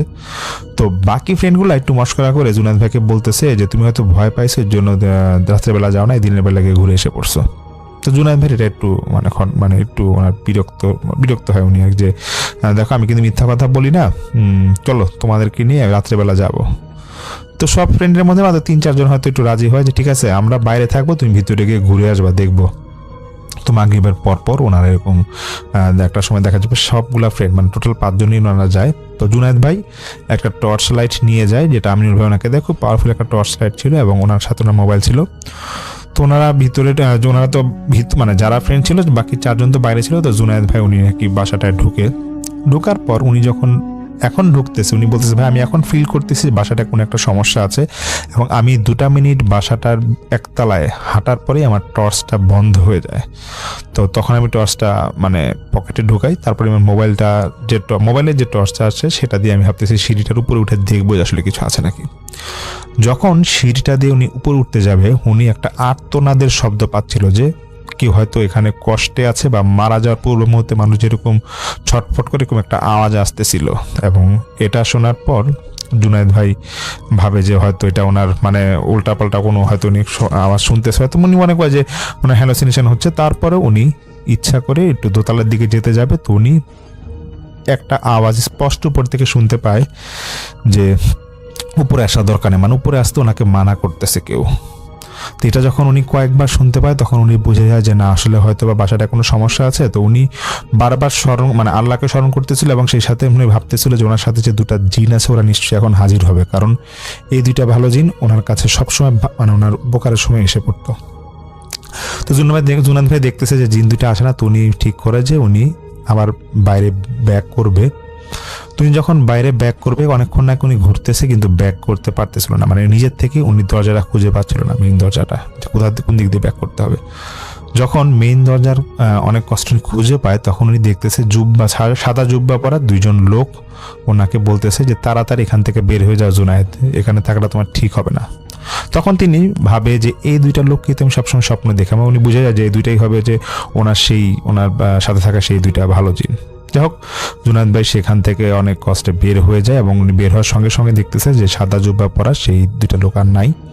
তো উনি মেন গেটে বের হয়ে দেখতেছে যে আমিনুল ভাই এবং ওনার 3-4 জন ফ্রেন্ড যারা ছিল তো আছেই, সেই সাথে আমিনুল ভাইয়ের বাসা থেকে 2-1 জন আত্মীয় এসে পড়ছে, এবং জুনায়েদ ভাইকে দেখেই ওরা ধরাধরি করে বলতেছে যে তুমি ঠিক আছো, তোমার কোনো সমস্যা নেই তো? জুনায়েদ ভাই বলতেছে যে না কোনো সমস্যা হয় নাই, তবে বাসার ভিতরে মানে একটু সমস্যা আছে, একটু হালকা একটু সমস্যায় পড়ছিলাম, এর জন্য মানে আসতে 10-15 মিনিট লেট হইলো। তো তখন বাকি বন্ধু যারা ছিল ওরা একজন আরেকজনের দিকে তাকায় আছে এবং বলতেছে 10-15 মিনিট লেট হচ্ছে মানে আমরা এখানে আসছি 7টার সময়, তুমি এখানে প্রায় 7:15 কি 7:30 দিকে ভিতরে ঢুকছো, আর এখন বাজে রাত 10:24। তুমি কি বলতেছো এগুলো জুনায়েদ? এই দেখো তোমার দেরি হবে দেখে আমি আমার বাসা থেকে মানে আমিনুল ভাই বলতেছে যে আমি আমার বাসা থেকে আত্মীয় স্বজন নিয়ে আসছি, যে এখন একটু পরে আমার ভিতরে ঢুকতাম। তো আত্মীয় যারা দুজন আসছে ওরা বলতেছে জুনায়েদ ভাইকে এবং ওর ফ্রেন্ড সার্কেল সবাইকে উদ্দেশ্য করে বলতেছে তোমাদের কি দরকার ছিল এত রাতে এখানে যাওয়ার, মানে কি কোনো মানে কাজ পাও না, মানে একটু বাঁকা সুরে বলতেছে। তো যাই হোক ওনারা তখন সেই রাতের মতো বাসায় এসে পড়ে। তো জুনায়েদ ভাই তো বাসায় এসে পড়ার পরে পরের দিন সকালে ওনারা ঠিক করে যে ঢাকায় চলে যাবে এরকম। তো বাকি ফ্রেন্ডগুলা কেউ কেউ বলতেছে যে এত তাড়াতাড়ি ঢাকায় যাবো না, আমরা আরো কয়েকদিন পর যাই। তো জুনায়েদ ভাইও একটু আগ্রহ দেখায় বলেছে ঠিক আছে এক কাজ করি আমরা 2টা দিন পর যাই, এখানে একটু দেখি থাকি। কিন্তু ওনার একটাই কথা, সেই আমিনুল ভাইকে বলতেছে যে আমিনুল আমি সেই জমিদার বাড়িতে আবার যাব এবং কি সমস্যা এটা আমি একটু ফেস করছিলাম এটা একটু আবার দেখবো, দিনের বেলা গিয়ে দেখি। তো এই কথাটা যখন আমিনুল ভাইকে বলে, আমিনুল ভাই বলতেছে দেখো জুনায়েদ তুমি যে গতকাল রাতে সেখানে গেছিলে, আমার আশেপাশে যারা আত্মীয় স্বজন আছে আশেপাশের বাড়ি কিন্তু সবাই জেনে গেছে যে আমি বন্ধু বান্ধব নিয়ে সেই জায়গায় গেছি, কারণ সেই জায়গাটা খুব হন্টেড, আমাদের এখানে কেউ যায় না। তো বলতেছে যে এগুলো তুমি মাথা থেকে ঝেড়ে ফেলো, যে আমিনুল ভাই বলতেছে যেগুলো মাথা থেকে ঝেড়ে ফেলো, তো তোমার যদি পুরো শহর ঘুরতে হয় আমি পুরো শহর তোমাকে আবার ঘুরাবো, সমস্যা নাই, আমরা সবাই মিলে একসাথে ঘুরবো। জুনায়েদ ভাই বলে আমাকে যে ভাই আমি তো নাছোড়বান্দা, আমার তো মাথায় যেটা ঢুকে গেছে যেটার মধ্যে কিছু একটা আছে এটা আমাকে যেতে হবে এবং দেখতে হবে কি আছে, এবং আমি আমার যে 2টা জিন আমার সাথে থাকে ওদেরকে আমি স্বপ্নের মাধ্যমে বাস্তবে আমি ডেকেছিলাম তারপরও সেদিন, কিন্তু তারা আমাকে একটাই কথা বলতেছে যে তোমার এটা নিয়ে মাথা মানে ঘাটাঘাটি না করাই ভালো হবে, তুমি শহর ঘুরে ঢাকা ফিরে যাও। তো জুনায়েদ ভাই তারপরও যখন ওনার মধ্যে একটা কৌতূহল কাজ করতেছিল, তো সেদিন নাকি বিকেলবেলার দিকে উনি বাসা থেকে মানে একটু কাছাকাছি হবে এরকম একটা চায়ের দোকান আছে, উনি একাই নাকি সেখানে চা খেতে যায় এবং একটা মুরব্বীকে পায় সেখানে, খুব বয়স্ক একজন মুরব্বী হবে, সে 70 বছর কি তার বেশি বয়স হবে সেই মুরব্বীটার। তো উনি জুনায়েদ ভাইয়ের অনেক কথার ছলে সেই মুরব্বীকে হঠাৎ করে জিজ্ঞেস করে বসতেছে যে চাচা এখানে যে জমিদার বাড়িটা আছে এটা নিয়ে কি কোনো ঘটনা আপনি জানেন নাকি? তো সেই চাচা আবার জানতো না যে জুনায়েদ ভাই ওরা কেউ রাত্রেবেলা এখানে গেছে, জুনায়েদ ভাই নাকি কথা বলে আগে নিয়ে বুঝে গেছিল যে চাচারা সেই জানে না কত রাতের কথা। তো সেই চাচা কথা প্রসঙ্গে বলতেছে যে জমিদার বাড়িটা ভালো না, অনেক খারাপ কিছু দেখা যায় এখানে, এর জন্য কেউ যেতে চায় না। তো জুনায়েদ ভাই এক কথা 2 কথা বলতে বলতে চাচার থেকে পুরোটা ঘটনা শুনে এবং সেটাই আমি এখন আবার আপনাদের বলছি। তো এখানে নাকি 80 দশকের দিকে একটা জমিদার ছিল সেখানে মানে সেই বাড়িটায়, এবং জমিদারটা নাকি খুব প্রভাবশালী ছিল, সে নাকি মানুষকে খুব অত্যাচার করতো এবং মানে অহেতুক অত্যাচার করত। দেখা যেত যে নিজে সুদের বিনিময়ে টাকা দিত, মানে মানুষকে টাকা ধার দিত, বা দেখা যেত নিজের জমি দিয়ে দিছে যে বড় মানে চাষ করার জন্য। তো এগুলো নাকি সে খুব হ্যাসেল করতো সাধারণ মানুষের সাথে সেই জমিদার। তো এরকমই সবুর নামে এক লোক ছিল, সেই সবুরকে এই জমিদার বেশ কিছু টাকা ধার দেয়। তো ধার দিয়ে যখন ফেরত দেওয়ার সময় আসবে সুদে আসলে নাকি সেই সবুর দিতে পারতেছিল না, তখন সেই জমিদার নাকি সবুরের সব সহায় সম্পত্তি নিয়ে গেছে এবং নিয়ে যাওয়ার পর সবুরকে পুরো মানে এমন অবস্থায় সবুরের ঘরটা ছাড়া কিছুই নাই, মানে সব কিছু নিয়ে গেছিল। তখন সেই সবুরের স্ত্রী এবং ছেলে মানে কষ্টে ওরা নাকি খুব মানে অসহায়ভাবে মানে ঘরের মধ্যে মানে পড়েছিল, মানে দেখা যায় খাওয়া পেত না, টাকা পয়সা নাই। সবুরের স্ত্রী মানে বয়স ছিল তার, সেও নাকি অসুস্থ হয়ে গেছিল এবং ছেলেটা নাকি একটু অসুস্থ ছিল আগে থেকে এবং সে নাকি আরো বেশি অসুস্থ হয়ে গেছিল। তো কোনো একদিন সেই ছেলেটা নাকি এরকম রোগে শোকে মারা যায়, এবং মারা যাওয়ার পরে সেই সবুর করে কি জমিদারের কাছে আসে, যে বলতেছে যে জমিদার সাহেব আপনি যে হয়ে পারেন আমার ছেলেটার যেহেতু মারা গেছিল একটা দাফনের ব্যবস্থা করে দেন, কারণ গ্রামের কোনো লোকরা কেউ দাফনের জন্য আগে আসতেছে না। তখন সেই জমিদার বলতেছে যে না তোর ছেলের কোনো দাফন কাফন কিছু হবে না, তোর বাসায় তোর ছেলে পচে মরে ওইখানে মরছে তো ঠিক আছে, তোর বাসায় পচে ওর লাশ নষ্ট হবে, তোর ছেলের কোনো দাফন কাফন হবে না, কারণ তুই আমার টাকা ঠিক সময় দিস না। এগুলো কথা বলতেছিল জমিদার। তো এগুলো যখন জমিদার বাসায় এসে বলে ওর স্ত্রী, মানে জমিদার না মানে সেই সবুর যখন ওর বাসায় এসে ওর স্ত্রীকে বলে, সবুরের স্ত্রীও নাকি তখন মানে সে বিষ খেয়ে আত্মহত্যা করে। তখন সবুর অনেক কষ্টে তার স্ত্রী এবং তার সন্তানের বাড়ির পাশে নিজেই নাকি কবর করে একসাথে নাকি দাফন দিয়ে দেয়, 2টা মানে যে স্ত্রীকে এবং ছেলেকে একসাথে দাফন দিয়ে দেয়। তো দাফন দিয়ে দেওয়ার পরে সবুর আবার জমিদারের কাছে যায়, জমিদারকে গিয়ে বলে যে আপনার জন্য আমি আমার এই ছেলে আর আমার স্ত্রীকে ঠিকভাবে দাফনটা দিতে পারিনি, আমার অনেক কষ্ট হয়েছে, জানাজার কাপড়টা পর্যন্ত মানে দাফনদার কাপড়টা পর্যন্ত আমার কাছে ছিল না। তো এটা বলার পর জমিদার তো ওকে আরো দূরচার করে তাড়ায় দেয়। তো মাস খানিক পর নাকি সবুরের লাশও নাকি সে ঘরটার মধ্যে মানে সবুরের ঘরে নাকি পচে থাকতে দেখা যায় আর কি, মানুষ আশেপাশে মানুষ পায় সবুরের পচা লাশ। তো জমিদার নাকি তারপর সবুরের সেই ঘরটাও দখল করে নেয়। দখল করে নেওয়ার পর একদিন জমিদার কোন একটা কারণে সে সবুরের ঘরে যায়, মানে যেহেতু সবকিছু দখল হয়ে গেছে আর সবুর এখানে আর ফ্যামিলিও নাই, তখন সেই জমিদার নাকি সবুরের ঘরে যাওয়ার পর সেই সবুরের স্ত্রীকে নাকি সে দেখতে পাইছিল। এই কোন একদিন ভর দুপুরে সে জমিদার গেছিল এবং সবুরের স্ত্রীকে নাকি সে দেখতে পাইছিল সেই ঘরের ভিতর, এবং সবুরের স্ত্রী জমিদারকে নাকি জমিদারকে ধরে নাকি বলছিল যে তোর কারণে আমি আমার ছেলে মারা গেছে, আমার জামাই মারা গেছে, তুই তোর স্ত্রী সন্তান নিয়ে বেশি দিন টিকতে পারবি না। সেদিন নাকি জমিদার অনেক ভয় পেয়ে যায় এবং সে নাকি সেই ভয় পেয়ে আবার তার বাসায় এসে পড়ে এবং তার স্ত্রী সন্তানকে বলতেছে যে আমি সবুরের সেই ভিটায় গেছিলাম, সেই ঘরে গেছিলাম যেটা আমি দখল করছি, আমি কেন জানি মনে হলো আমি সবুরের স্ত্রীকে দেখছি এবং সে আমাকে এরকম গলা চেপে ধরেছে এবং বলছে, আমাকে হুমকি দিয়েছে যে তোমাদের ক্ষতি হবে, মানে জমিদার তার সন্তান এবং তার স্ত্রীকে বলতেছে এটা।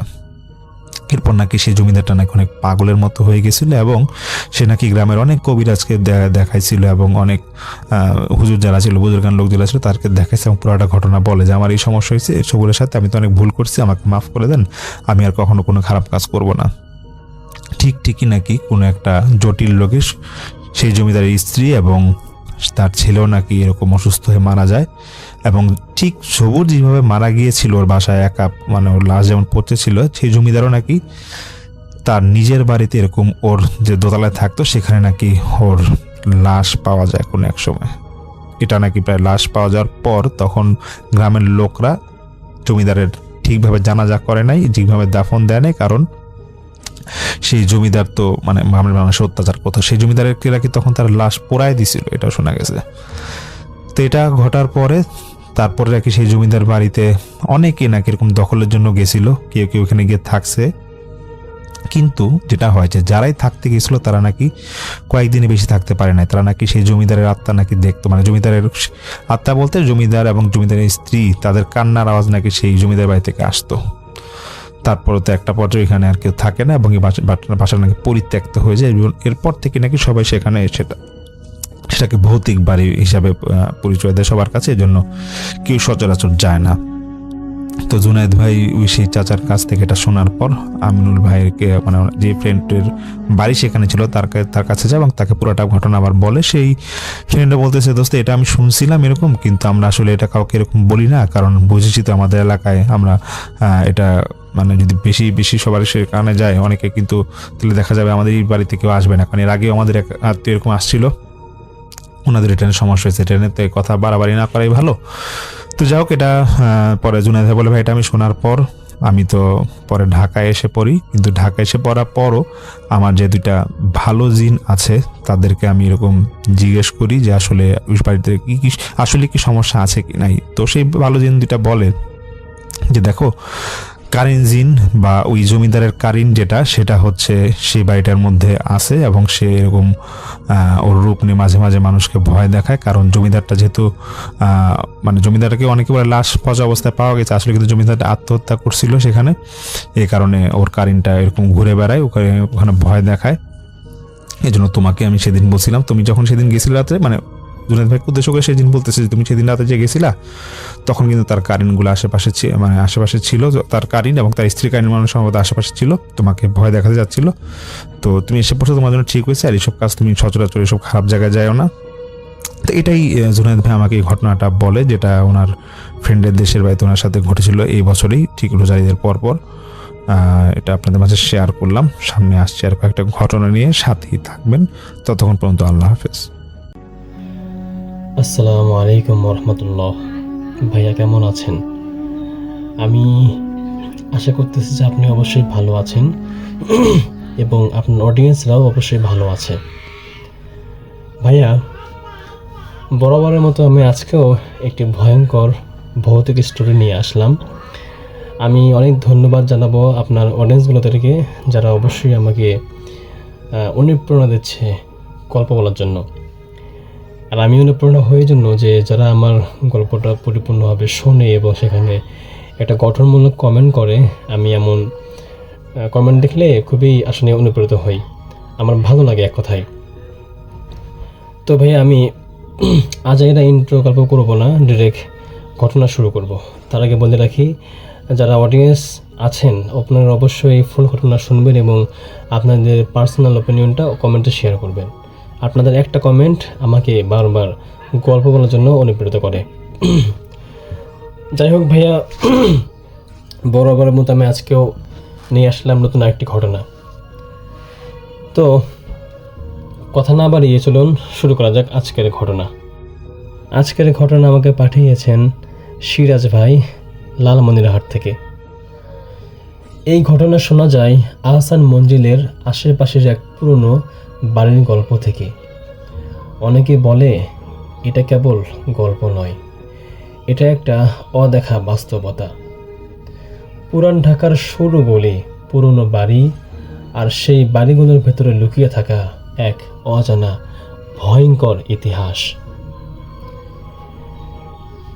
সেখানে থাকতো এক মেয়ে, তার নাম ছিল সাবিহা। সে নতুন করে ওই বাড়িটায় উঠেছিল পরিবারের সাথে।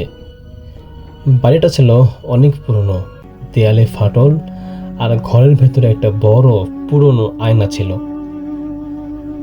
প্রথম দিন থেকেই সাবিহার ওই আয়নাটা অদ্ভুত লাগতো, কারণ সে যখন ওই আয়নার সামনে দাঁড়াতো মনে হতো তার প্রতিচ্ছবি যেন একটু দেরিতে নড়ছে। প্রথমে সাবিহা ভাবলো যে এটা হয়তো তার মনের ভুল, কিন্তু ধীরে ধীরে সাবিহা খেয়াল করলো এবং তার সঙ্গে অদ্ভুত অদ্ভুত সব জিনিস শুরু হতে লাগলো। একদিন রাতে সে একাই ঘরে বসেছিল, হঠাৎ সে আয়নার দিকে তাকিয়ে দেখলো তার প্রতিচ্ছবি দাঁড়িয়ে আছে, কিন্তু সাবিহা নিজে সে কিন্তু বসে আছে। এমন দেখার পর তার শরীর পুরোপুরিভাবে ঠান্ডা হয়ে গেল। ধীরে ধীরে সে আয়নার দিকে এগিয়ে গেল।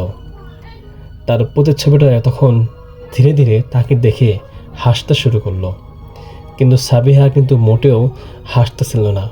সে একটা আচমকা হাওয়ার মধ্যে একদম স্তব্ধ হয়ে দাঁড়িয়েছিল। সে একটু ভয় পেয়ে পিছিয়ে গেল। হঠাৎ আয়নার ভেতর থেকে একটা কণ্ঠ ভেসে এলো। কণ্ঠটা ঠিক এমন ছিল যে, আমি অনেক দিন ধরে অপেক্ষা করছি।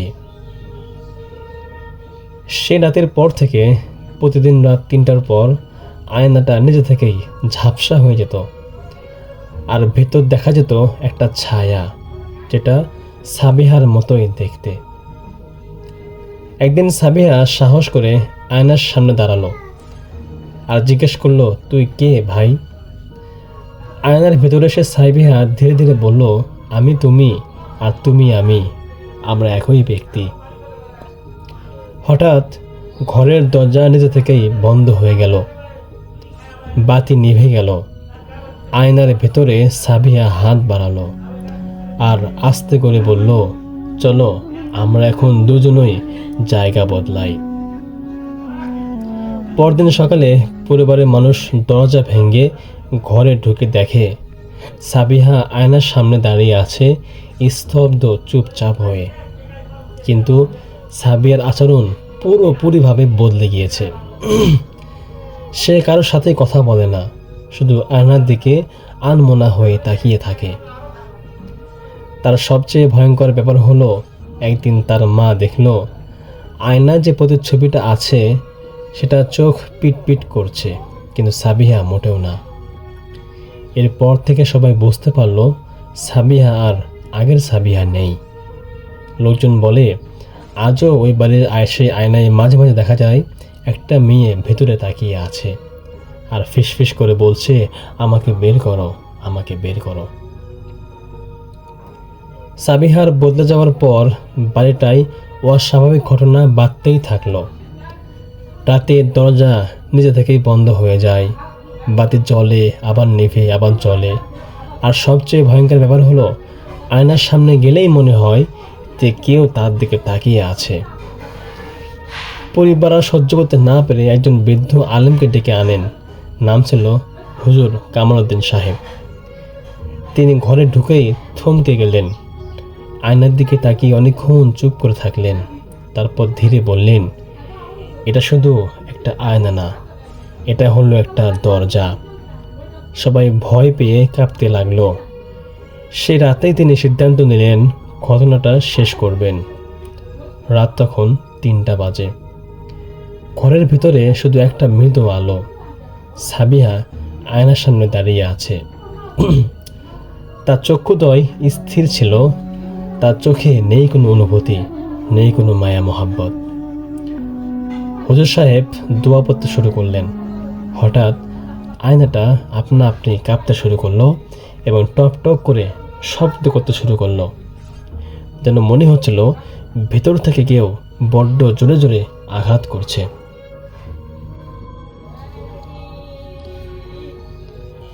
হঠাৎ আয়নার ভিতর দেখা গেল একটা মেয়ে।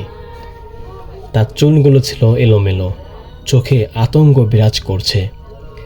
সে চিৎকার করে বলছে, আমি আসল সাবিহা, আমাকে এখান থেকে বের করো প্লিজ, আমি সাবিহা, আমি সাবিহা। আর বাহিরে যে দাঁড়িয়ে আছে সে সাবিহা তখন ধীরে ধীরে হাসতে লাগলো। ঠিক তখনই সবাই বুঝে গেল যে আসল সাবিহাটা আয়নার ভেতরে আটকে আছে, আর বাহিরে যে আছে সে অন্য কিছু। হুজুর জোরে জোরে দোয়া করতে লাগলেন। ঘরে বাতাস হঠাৎ করেই ভারী হয়ে উঠল। আয়নাটা ফেটে যাওয়ার মতো শব্দ করল।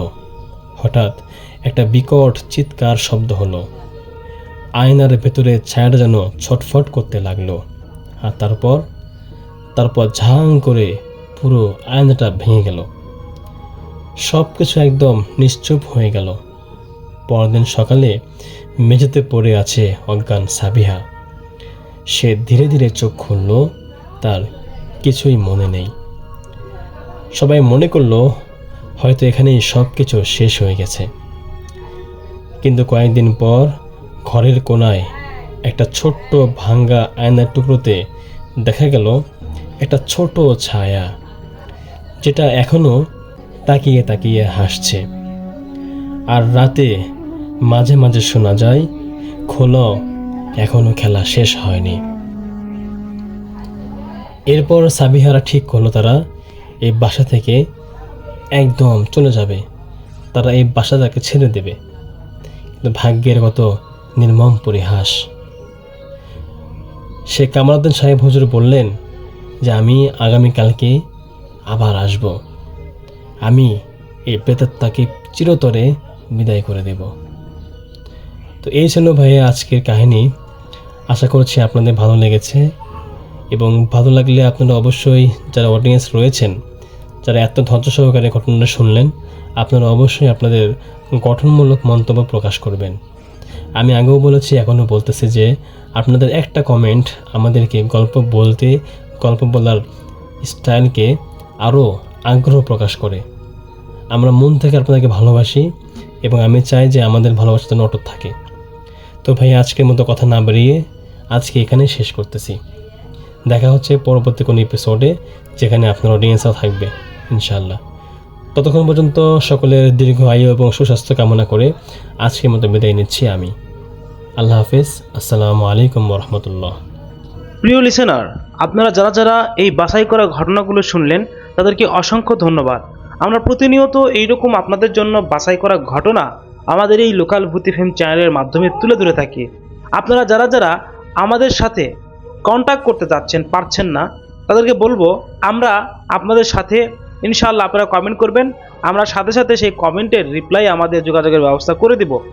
অনেক অডিয়েন্স আছে যারা কিন্তু আমাদেরকে ঘটনা পাঠাতে চাচ্ছে, কিন্তু ঘটনা আসলে আমাদের কাছে পর্যন্ত পৌঁছাতে পারেনি। আমি তাদের জন্য একদম ক্লিয়ার কথা বলতেছি, ভাই আপনারা কমেন্ট করবেন কারা কারা ঘটনা দিতে চান। যারা যারা ঘটনা দিতে চান তারা অবশ্যই আমাদেরকে মেইল করবেন। কমেন্ট করার পরে আমাদেরকে বলবেন, আমরা মেইল অ্যাড্রেস দিয়ে দেবো ইনশাআল্লাহ।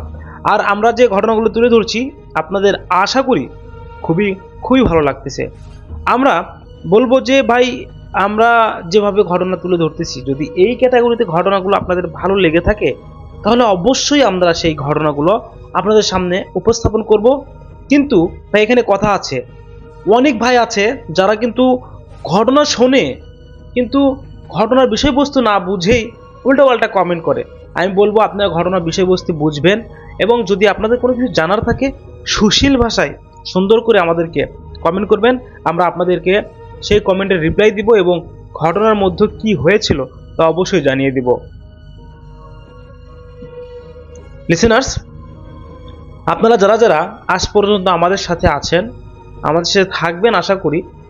যারা যারা চ্যানেলটি সাবস্ক্রাইব করেননি তাও ঘটনাগুলো শোনেন, তাদেরকে বলবো রিকোয়েস্ট ভাই চ্যানেলগুলো সাবস্ক্রাইব করবেন, এবং আমরা যে ঘটনাগুলো আপনাদের জন্য তুলে ধরবো আশা করি এই ঘটনাগুলো আপনাদের অবশ্যই ভালো লাগবে।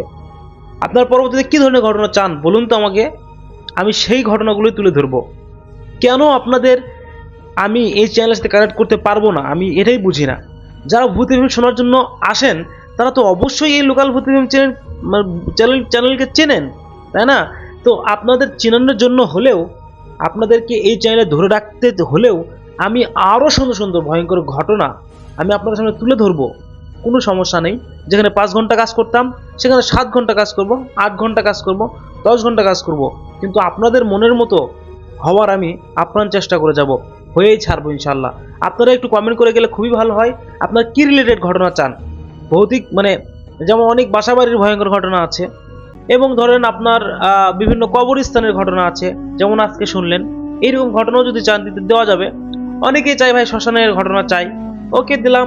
অনেকে চাই ভাই বদ জিন বা খারাপ জিনের ঘটনাগুলো, বা এই মানুষের সাথে বিভিন্ন ধরনের ভয়ঙ্কর ঘটনাগুলো, এগুলো আমি দিব, সমস্যা নেই কোনো। আপনারা জাস্ট কমেন্ট করবেন কার ঘটনা চান, আমরা আপনাদেরকে সেই ঘটনাগুলো তুলে ধরবো ইনশাল্লাহ। আপনার ভাই বাবু ভাই, আলিফ ভাই, সাবিদ আলম ভাই, যার কণ্ঠে ঘটনা শুনতে চান খালি বলবেন। সবার সাথে একটা ভালো সম্পর্ক আছে আমার, জাস্ট বলবেন, আমি দরকার তাদের কাছে গিয়ে ঘটনাগুলো রেকর্ড করে নিয়ে আসবো। আপনারা বলেন কার কণ্ঠে এবং কি ধরনের স্টোরি আপনারা শুনতে ভালোবাসেন। আশা করি আমি আপনাদের মন জয় করতে পারবো। জানেন আজকের ঘটনাগুলো আপনাদের কাছে কেমন লাগছে?